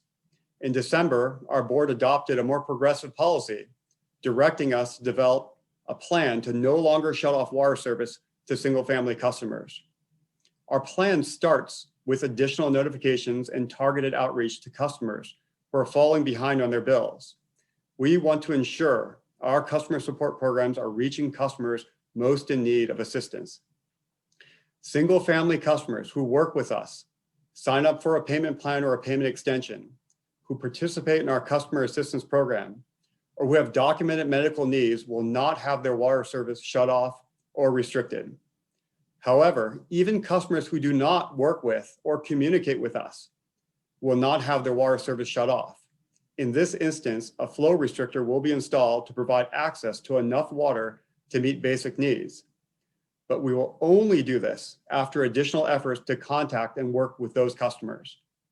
To be clear, flow restrictors will not be used during the pandemic, and flow restrictors will not be implemented after the pandemic until after extensive customer outreach. Our goal is to develop a program that is thoughtful, can be sustainably funded, and adhere to statutory and constitutional requirements. But there is more to do, and we're working with others as we develop our plan to make it even better. I want to close by saying that our plan is based on the data we collected for East Bay Mud. And while the amount of arrears is larger than we've seen in the past, we will be able to manage through this crisis. And we hope that the state and federal programs to help customers with their utility bills is distributed in a way that benefits all regions. Thank you. Thank you as well, Mr. Chan. Again, the leadership that East Bay Mud is demonstrating is really appreciated and is part of this policy discussion that and to your point, each agency is operated and has different considerations for themselves. But your leadership and contributing to and moving forward with these policies, I think really does help us enrich, if you will, the discussion, the policy discussions we're going to be having in the weeks and months ahead. So just thank you, knowing that we here at the State Board don't run day to day a water system. And to Board Member Firestone's points, there are incredible challenges and stresses out there. And when you're in financial straits, and glad to hear that East Bay Mud is able to continue to manage, is of size to manage and make its way through these tough economic times. But if not, those concerns are certainly very grave and front of mind for a system. And so just thank you for your incredible work day in, day out, and the many I know dedicated to the service at East Bay Mud. So thank you. Thank you. Next, I'd like to call up Caitlin Kahlua with the California Coastkeeper Alliance. All right, good morning, Chair Escobar, members of the board. My name is Caitlin Kahlua. I'm the policy manager for California Coastkeeper Alliance, which represents local waterkeeper organizations throughout the state who remain committed to swimmable, drinkable, fishable water, which of course includes access to clean, affordable water for every California household. First, we appreciate the fast-acting work done by your staff to collect information regarding water affordability, the impacts of household water debt on water access, and the overall needs of small water systems that are financially vulnerable and vulnerable to environmental stressors, including wildfire and drought. As was emphasized in today's presentation and in public comment, ensuring water access is an issue of racial and environmental justice. The results of today's survey underscore the need for the board to use its authority to address water access and affordability, and the urgent need to develop both short and long-term solutions that help the solvency of both individual households and water systems to serve their communities and to pursue capital improvements that are needed to improve efficiency, water quality, and increase climate resilience through projects such as water recycling and stormwater capture. We also support Senator Dodd's newly introduced legislation that builds from Senate Bill 998 to increase protections against water shutoffs and to authorize the board to take immediate action on the Assembly Bill 401 report that was released February of last year, that is 2020, so we're almost getting to the year mark, and to allow systems to offer a range of payment plans and areage plans, including forgiveness of outstanding water debt in a comprehensive statewide approach to water access and low-income rate assistance. Again, thank you for taking action to collect this data and to understand exactly the extent and gravity of this issue. And I appreciate the opportunity to comment today and look forward to the next steps. Thank you. Thank you, Ms. Kahlua. Next, we have Nicole Heel from the LA Alliance for a New Economy. Hi, good morning, Chair and board members. My name is Nicole Heil, and I'm a research and policy analyst at the LA Alliance for a New Economy. LANE is a local advocacy organization with a vision to help build a new economy rooted in good jobs, thriving communities, and a healthy environment. I want to echo the speakers before me in thanking the board and your staff for such a thorough analysis. This data is really extremely important and useful, and it's encouraging to see a public agency that's committed to this type of transparency. With that being said, I'm here to urge you to take action in response to this survey and the growing problem of water debt, both here in LA and throughout the state. So in Los Angeles, we have been seeing living situations of forced overcrowding that have been exacerbated by high unemployment rates during the pandemic. This is causing people to have extremely high utility bills with little or no means to pay, accumulating upwards of thousands of dollars in utility payments, which we've seen your staff has really clearly explained to us earlier. And this thousands of dollars is a lot to ask of low-income Angelenos who are struggling to meet not only this debt, but extremely high rents and other burdens incurred over the last year. And LADWP has their utility grant program, which has provided some relief to customers, but it's obvious that there's still a very large need, both for ratepayers within the city of Los Angeles, as your study has showed, but also, the 6 million people in greater LA County whose utilities might not have the resources that LADWP has. We have these large urban water systems with low tax bases. So now that we know for certain that water debt disproportionately affects communities of color, I can't say I'm surprised to see South LA zip codes coming to the forefront of the largest amount of debt, as these communities are facing multiple crises right now. And I would encourage that future debt management programs considered by the board look at ability to pay, as these communities are facing, as I said, multiple financial burdens due to the pandemic. That being said, this problem obviously includes all of our immediate attention. And we will not be able to achieve our equitable COVID-19 pandemic recovery and this much needed economic recovery if we allow these mass shutoffs to occur in these vulnerable communities. So I just really want to thank you for your time and allowing me to speak today and all the work you've put into collecting this data and sharing it with us. Thank you, Ms. Heil. Really appreciate your advocacy and work, and hope that this data is useful and continuing to inform all of our collective responses here. Particularly the household arrearages and debt. To my mind, accompanies, and I think you've made the point, and others as well, accompanies rental debt, accompanies energy utility debt, and other economic stressors that have been a consequence. And here we are.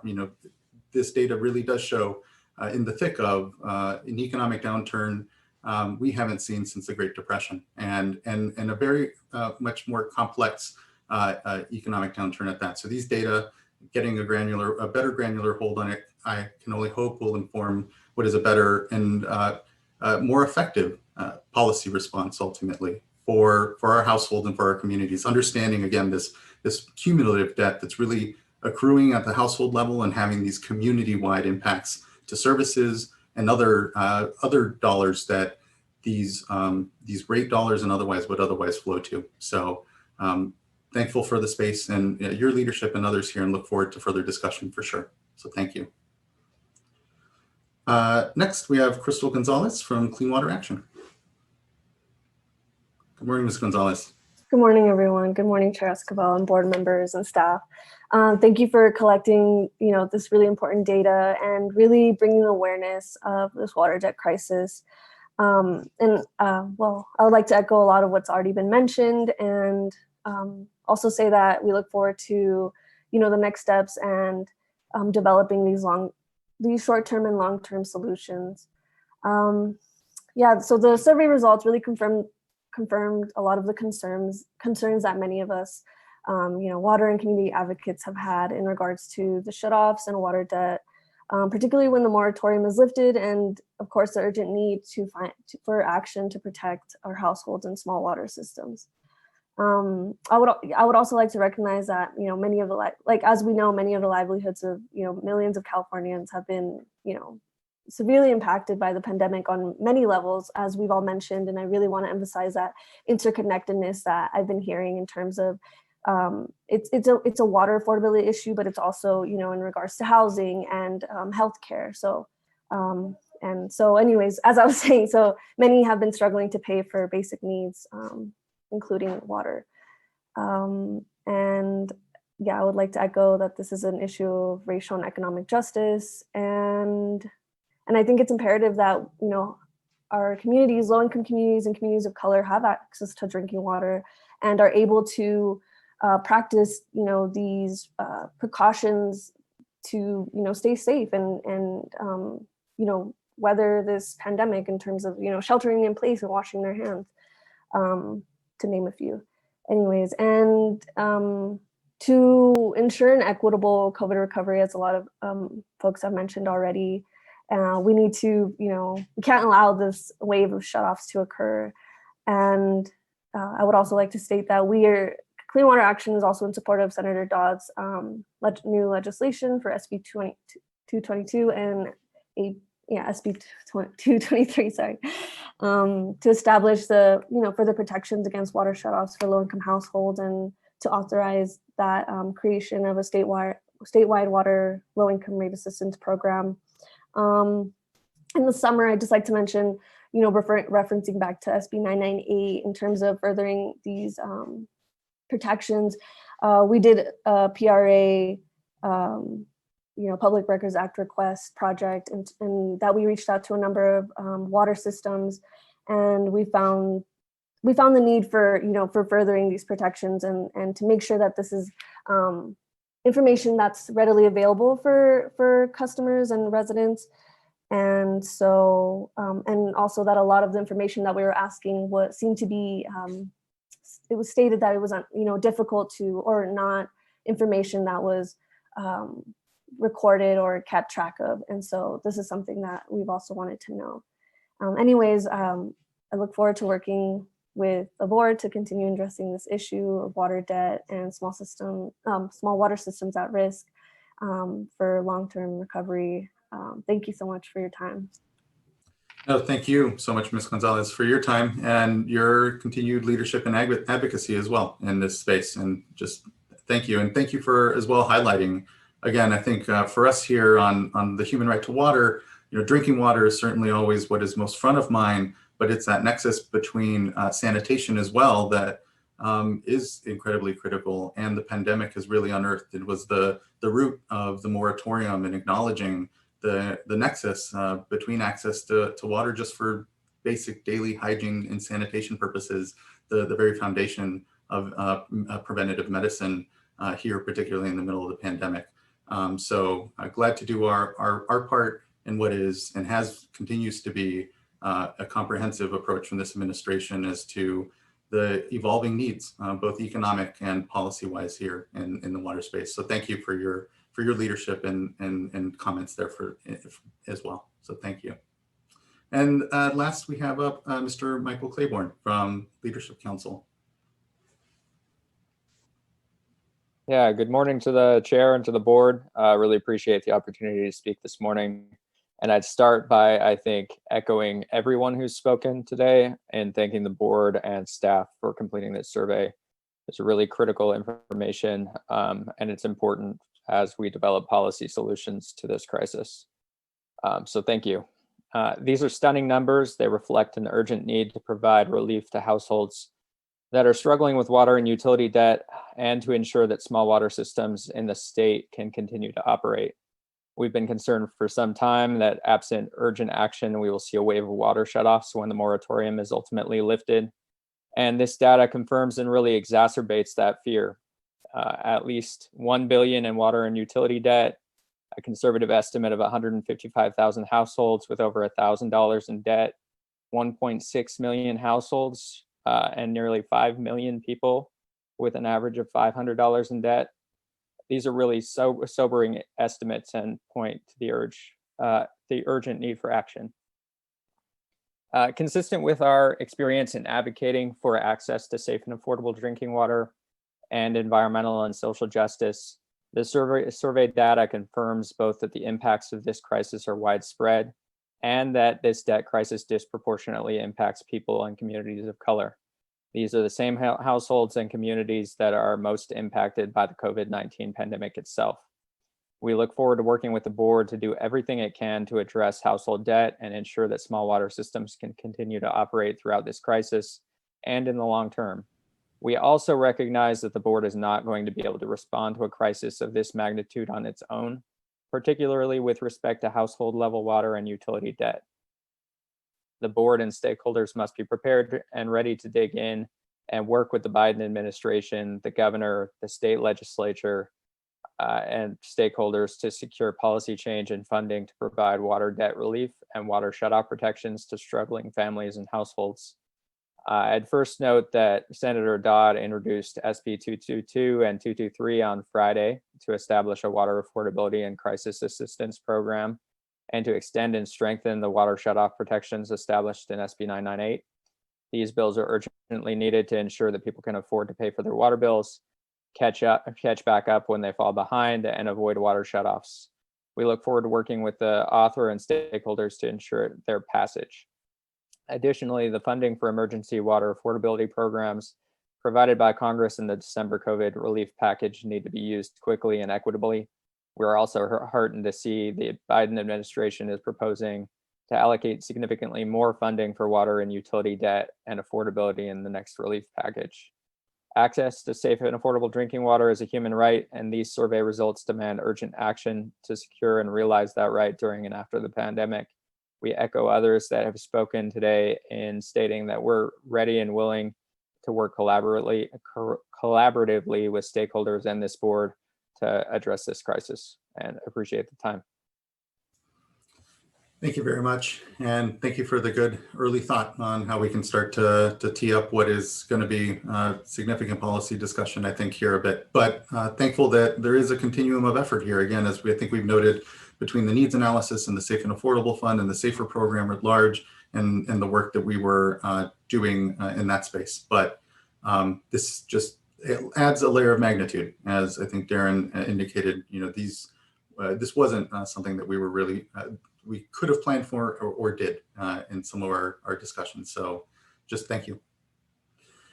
Well, with that wraps up who we have for our Chair Esquivel. Oh, yes. We did have one additional speaker come in, Ms. Capitola with California Water Association. Oh, great. And she is in the Zoom platform and ready to speak, I believe. Fantastic. Ms. Capitola. Capitola. You got it. Good morning, board members and Chair Esquivel. I'm Jennifer Capita with the California Water Association. Just want to echo everyone's comments today and thank you for all your hard work on this. Again, thanking all the water utilities. I know our members, I've heard from some of the other members, just like the state water board members had to shift what they were doing on a day-to-day basis, so did the water utilities have to shift to be able to accomplish this data request. And I think, you know, the results do really speak for themselves that there's a need here. What I just wanted to chime in at the end here is just, you know, thank you so much for coordinating your work with the California Public Utilities Commission. I think the worst thing we can see right now is a fragmented approach to this really important issue. We did see that in the drought. We saw instances where PUC regulated utilities approached something in one way and public agencies in a different way based on the advice that they were getting from regulators. And I think this is so important that we need to make sure that approach is coordinated. We need to make sure that we are looking at all these different elements of how these state agencies are approaching this issue. We've met with many of the PUC commissioners to talk about what the legislature has introduced.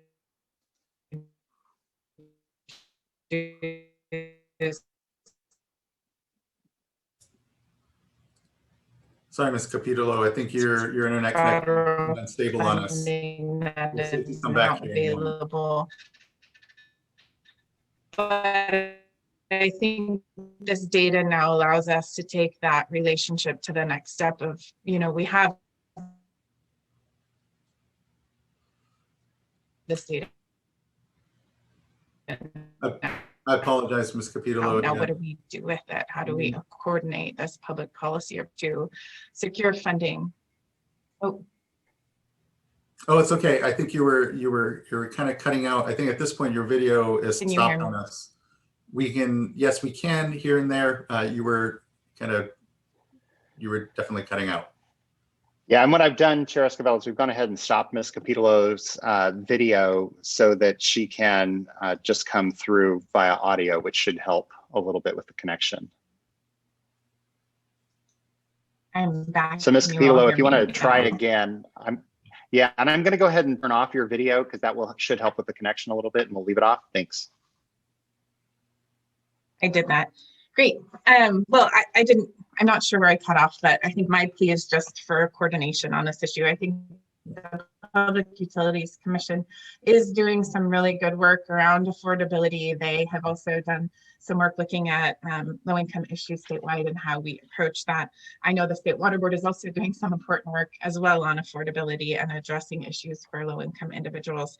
So again, just a plea for a coordinated approach as we all move forward with this important data. I think working together, we can come up with some results that really will provide that positive, not just short-term COVID-related impacts for low-income families, but really looking at that long-term affordability that we need. Thank you.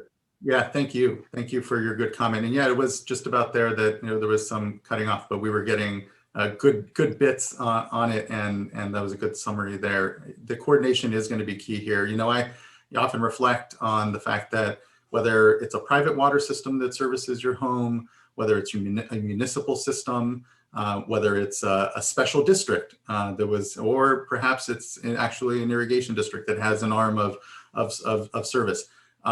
We have a very many different flavors of water service that we've provided for ourselves here within the state, and make it complicated a little, definitely sometimes. But what I think is important there is that always at the community and household level is the assumption of a continuity of service, and that we at these levels of government are discussing and communicating so that we aren't having disparate responses, whether in the context of drought or here, to your good point, on affordability, and having that needing to, for ourselves, make sure we have those understandings so that we can make sure that we're actually on the ground in our households, having the results and impacts. I think that we're all committing ourselves and discussing here, particularly when we talk about equity.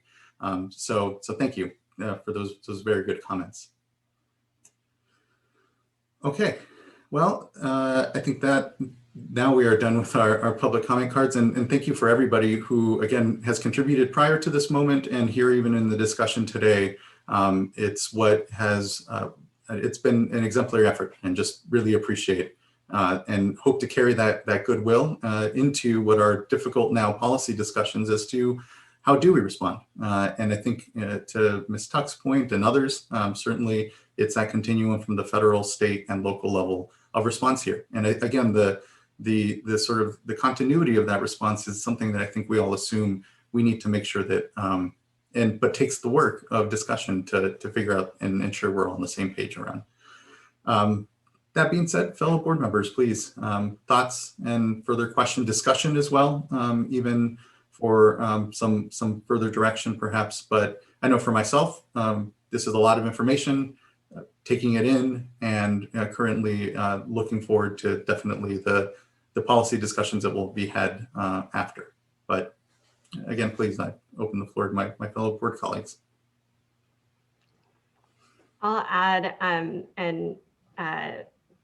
this is something that's extremely important to me personally. I've had most of my career around working with communities and with leaders in their communities that have been directly impacted by affordability and just, I think, or lack of affordability and an inability to pay water bills. And this is something that I really, echo the thanks to staff that had to, set aside other really essential work to make this possible, and stakeholders. I think we're all showering on that thanks. And I think, as Chair Esquivel said, that we need to, and I look forward to being part of continuing the partnership as we both monitor this crisis and figure out how we continue to monitor that on various levels, and really are part of developing effective responses on all levels and from all partners, including ourselves. I think having this more this California specific characterization better enables us at the State Water Board, the legislature, policymakers, stakeholders, and advocates to understand the level of magnitude and also the characterization of this crisis. And I think that includes how we use our assistance programs that have limited funding and we're already oversubscribed and stretched, and other compliance tools and support, including technical assistance, and even administrators if necessary. And certainly to inform and coordinate efforts to ensure that there's state and federal recovery and emergency responses and actions. A couple of things I wanted to highlight are our system, even before this, is not only extremely fragmented and segmented, but there's a lot of segregation of water systems that really undermine our ability to ensure universal access to safe drinking water.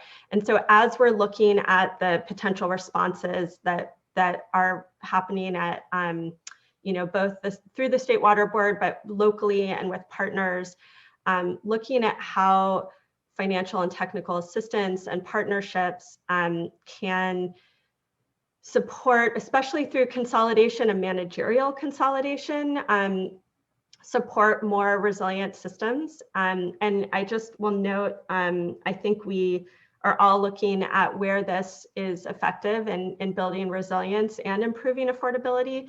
It has to be done right to really have those impacts. But I think, there's a recent peer-reviewed study that found that annualized costs could be reduced 44% through consolidated management, where systems needed some treatment of, I think this was around nitrate. So there are ways to work collectively at the local level to reduce costs and enable affordability. There's also just the exceptional leadership by local agencies. And I think, Mr. Chan from East Bay Mud and East Bay Mud's exceptional leadership and innovation is really one that I think enables us as a state and local agencies to really learn and innovate and support what kinds of policies and alternatives to shut off are possible. I really found it interesting and important to look at the analysis that they did around showing the kind of customer assistance programs that they have enable their bottom line to provide water service to all customers. And I think I've seen at least similar analysis from City of San Francisco across different government charges assistance programs. And I just want to note that I think that's an important ground truthing of sort of the misinformed concept that customer assistance programs are inconsistent with Prop 218. I think there's ways where customer assistance programs are often necessary to ensure service for all customers and for the bottom line of system delivery. I wanted to highlight a couple other things, including, some of what I heard is Ms. Tuck, I think helping to highlight the fact that there are combined charges on water bills. And as we think, I think one of the takeaways that we learned from this is making sure that any kind of federal and state assistance to households experiencing financial crisis ensures that assistance can address the total combined debt for utilities and necessary charges on water bills. And, there are programs around, obviously this is in the context of relief for rent and rent debt as well in the full context of how to ensure access to housing. I also think as we look at responses, I hope we can look at how we reduce barriers to allowing local utilities to expand and successfully implement customer assistance programs. And that support systems around implementing best practices, including those that we provided early in guidance, but also learning from the innovations that local utilities have been doing and are doing well in advance of any guidance that are provided. So I think just pulling back, this really is a shared crisis. You know, we need to be working in partnership to be successful.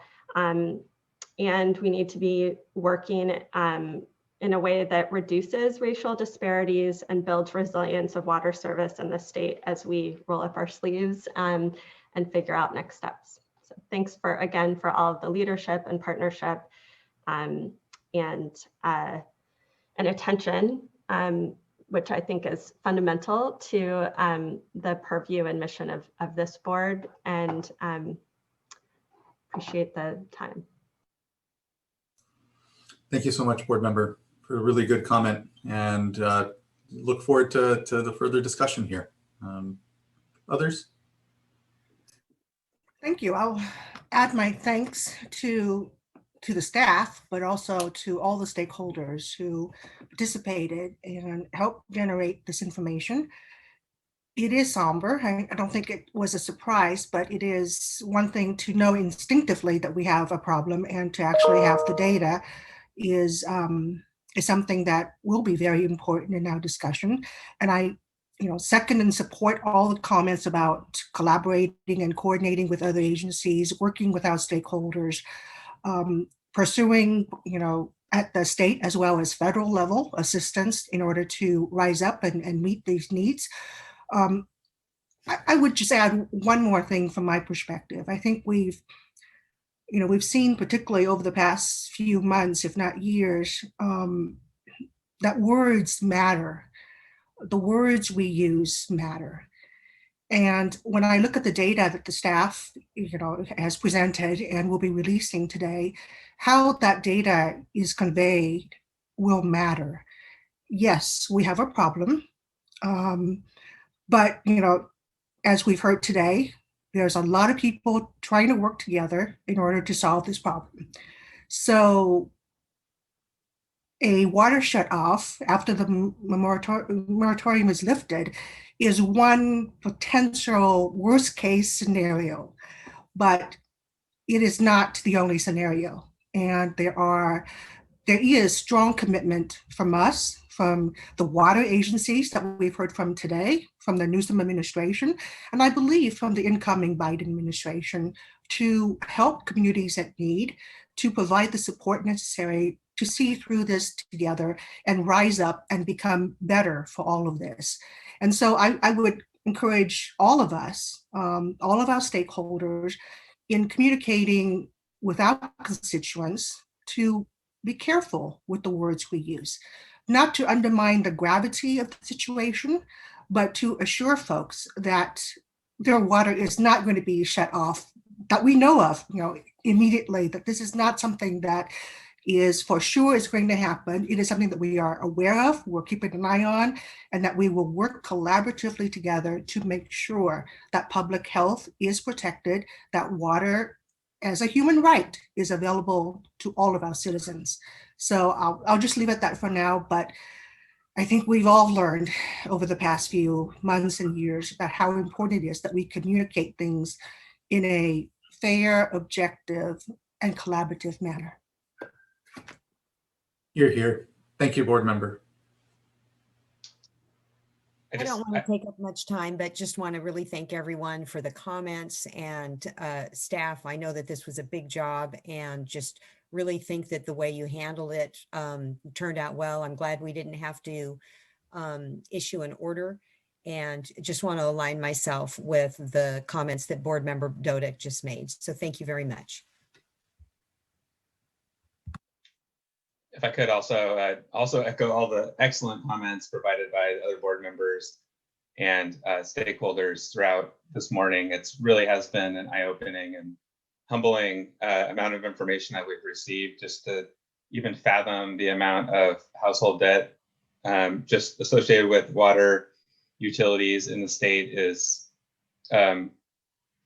it's an eye-opening number. And my heart goes out to really the communities, the individuals, all of you that are experiencing these challenging times right now. It really is, something where I wish, we could snap our fingers today and have these programs available and, have the assistance there for you right now to ensure that these problems are addressed. And I know that, in government, that doesn't always work that way, but it's comforting to hear that at all levels of federal, state, local government here with a number of water agencies working on solutions to address and work with you on addressing affordability challenges, that there are good efforts underway. So I look forward to hearing back more from this.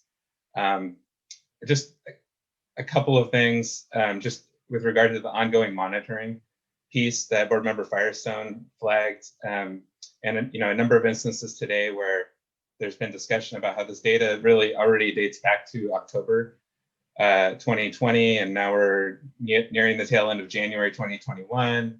And it takes a big lift, as we've learned, to get through the survey, to collect the information, to analyze the data, and to report back. So I want to be careful about saying this, but I also think we should be considering when that next snapshot, when that next assessment might be warranted. I'm not saying it's immediately, but probably in the fairly near future, we should be discussing how best to refresh this information to know whether this problem is accelerating or decelerating as the economic challenges clearly continue here in California. We just don't know right now really what the future has in store. So it's important to keep our eyes on the prize and really being able to report back to the policymakers about what's changing and as close to real time as we can. And I just want to offer that when we do that, whenever that appropriate time is, just I think we learned a bit here today about the water bills that have multiple utilities on them, whether it's for electricity or wastewater or stormwater or other services. And I just, think that we should, earlier in 2020, we had 2 surveys that went out. One was on water, one was on wastewater to evaluate the status of wastewater systems. And I've shared this before at prior updates on COVID impacts, but I just want to flag again that it might be worth considering evaluating, what is that household debt in for wastewater and other, water-related functions that link to the board and to the, the authorities that we have. It'll help provide a bigger picture of that total utility-based household debt in the state. It'll help us better understand, are there small publicly operated treatment works that are experiencing challenges right now that aren't even on our radar? I just don't know the answer to that today, and whether that's been changing since our last survey last summer. So, obviously the challenges with drinking water are first and foremost. I mean, human right to water comes first. But nonetheless, these are significant debt burdens that folks are experiencing. I just want to make sure that we're doing our best to really understand where those lie. And then my last comment is about the results of the survey on the small and medium systems, and just flagging that our needs assessment is really focused on those smaller group of those systems. I think it's less than 3,000 connections or thereabouts. And so I am curious, maybe for a follow-up later, as to, were some of those systems that are triggering, the 2 or 3 risk factors, were those actually some of the larger, the medium-sized systems that we're seeing face struggles? And just opening the question and dialogue, as we go forward here as to how we can capture that need. If they're deferring capital projects for needed, critical drinking water projects or other infrastructure, if they're experiencing other challenges, that really does signal that, we could have a big, problem on our hands as we go forward. And again, just, wanting to make sure that we're keeping our eye on all these issues. And I appreciate staff's work on this and the follow-up with individual systems. So I'm sure you have some more information on that, and we'll just be interested to hear more as we go forward. So again, thank you so much for everyone's input today. Thank you, board member, for the good thoughts and comment there. point well taken that definitely when we look at wastewater rates and investments from communities, part of that whole pie, that one water pie that we know exists and can impact water recycling projects and other innovative things that I think we're all looking as a state at as adaptation strategies for climate change and then other just aging infrastructure challenges, as you said. So critically important we continue to get a better picture and a more comprehensive understanding. So yes, I doubt Executive Director Sobek has a date for us yet, but we'll good flag that I think amongst us all will be interested in figuring out when that appropriate touch point is again, so that we're understanding as this crisis and evolves ultimately, and this economic downturn evolves, how we best respond. So yeah, still to additional discussion and looking forward to that. I have no further question or comment here. I think I've said, I did say quite a bit and enough at this point. Just reiterate the great thanks to everyone on the good work for this item. And looking at the fact we're going to be hitting 11:15, let's go ahead and take maybe a 15-minute break until we get, so that we can then hit our next item fresh. I do believe that at first there weren't actually any speakers for item number 3, but that is not the case now. I think we have someone. So we'll go ahead and have staff presentation and go through the item, but maybe first take a break. Mr. Loffer, anything I'm forgetting? All I was going to observe is that the individual who was going to speak on item 3 indicated she likely will not be able to join. And she was to speak if necessary only, but there may be an opportunity for her to join in the next 15 minutes or so. Okay, well then we'll provide that, at least that space, and let's go ahead and say just come back together here at 11:30 if that works. Great. Okay, thank you everyone. Take a quick mid-morning break and see you back. Thank you.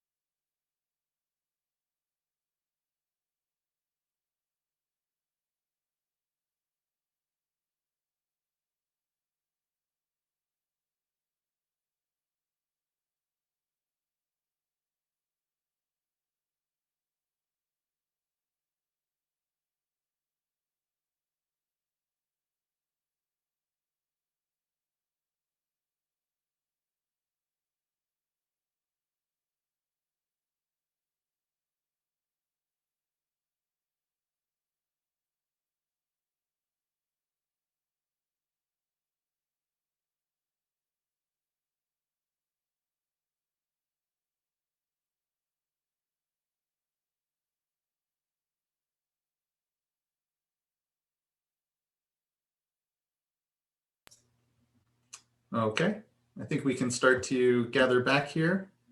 I think we're a couple minutes late here. Mr. Lawford, was Ms. Dietz able to join us on the Zoom platform here? Is that she will not be joining us. Okay. How do we feel then on this item? Should we go ahead and have a staff presentation? Board members, how do you feel? Since we don't have a public commenter, we could simply go to vote, or we can have I know this was a relatively uncontested item, but up to how folks feel. I'm glad to also have a quick discussion and presentation on it as well.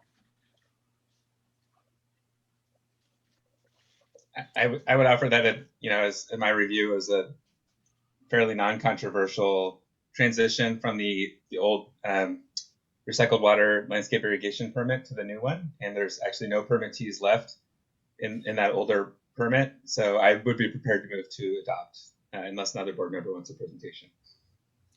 And I would be prepared to second that motion.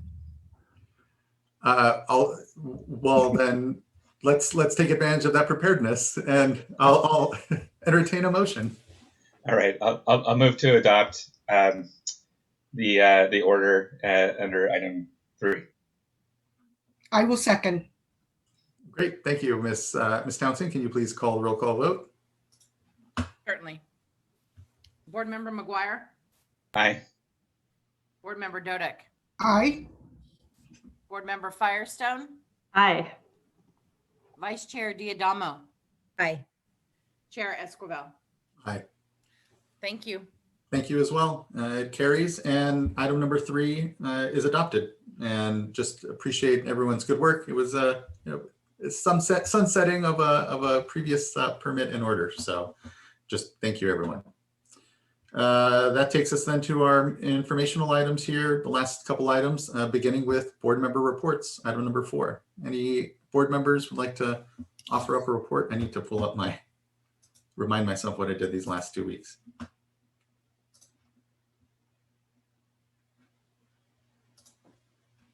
Any volunteers first?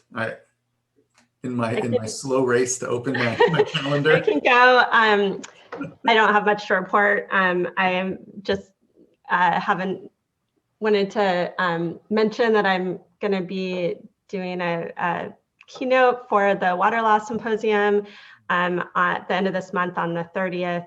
And the focus for the symposium overall is around climate change.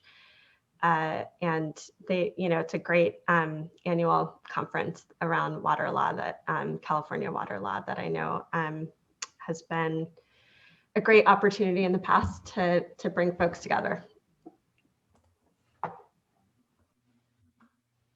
Great.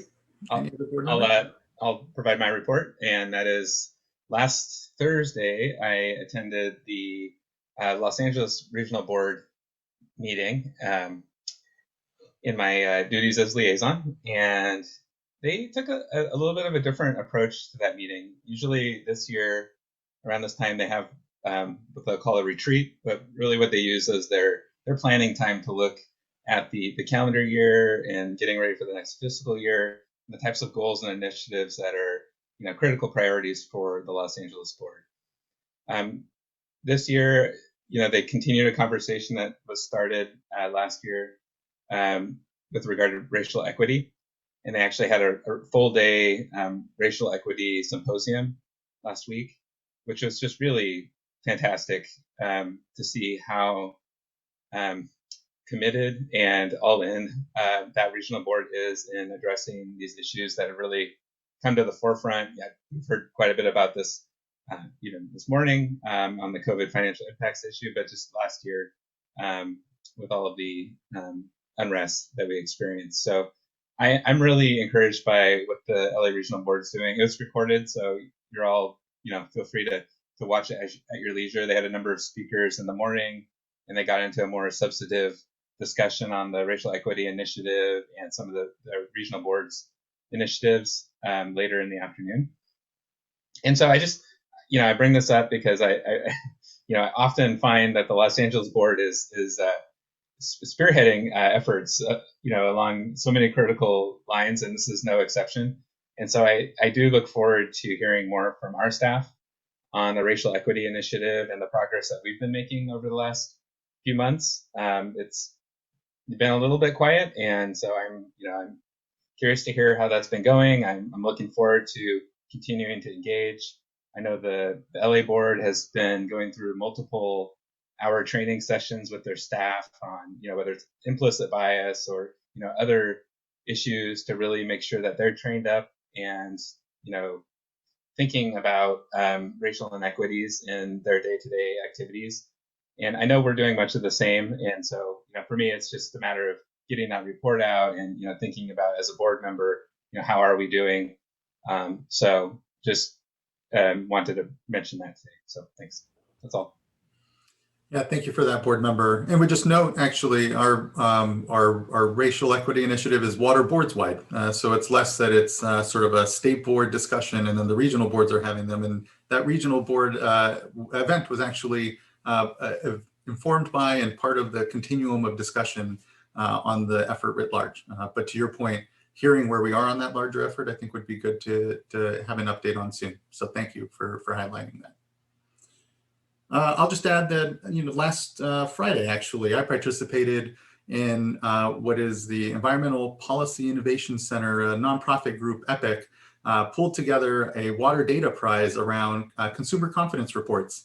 These reports are required by the Clean Drinking Water Act of community water systems to inform households of the constituents within their drinking water. What is the quality of the water being served to them? Are there challenges? Are there issues? Certainly, if to be highlighted, but more importantly, a moment to communicate about the value of water and the critical need to understand its quality and to be part of this informed and empowering report that can sometimes seem a little too technical and doesn't really communicate to individuals. So the Water Prize was trying to innovate and spur some innovation and had an overwhelming response from a number of groups. I was fortunate to be a judge on the effort, and the culmination was this last Friday, the 15th, when the Water Prize winners were announced. And so just really appreciate the really great initiative there, and ultimately the importance that the CCRs are to better communicating to communities the quality of their water, and that there are opportunities there with minimal, what we saw, minimal investment, really changing the way that we indicate risk and better being able to make use of what I know is limited time for us all to understand critical things like the quality of water being served to our households. So just want to thank the EPIC team and folks there for the invitation to be on the panel and judge and be part of the event. And no other real things to mention other than that from last Friday.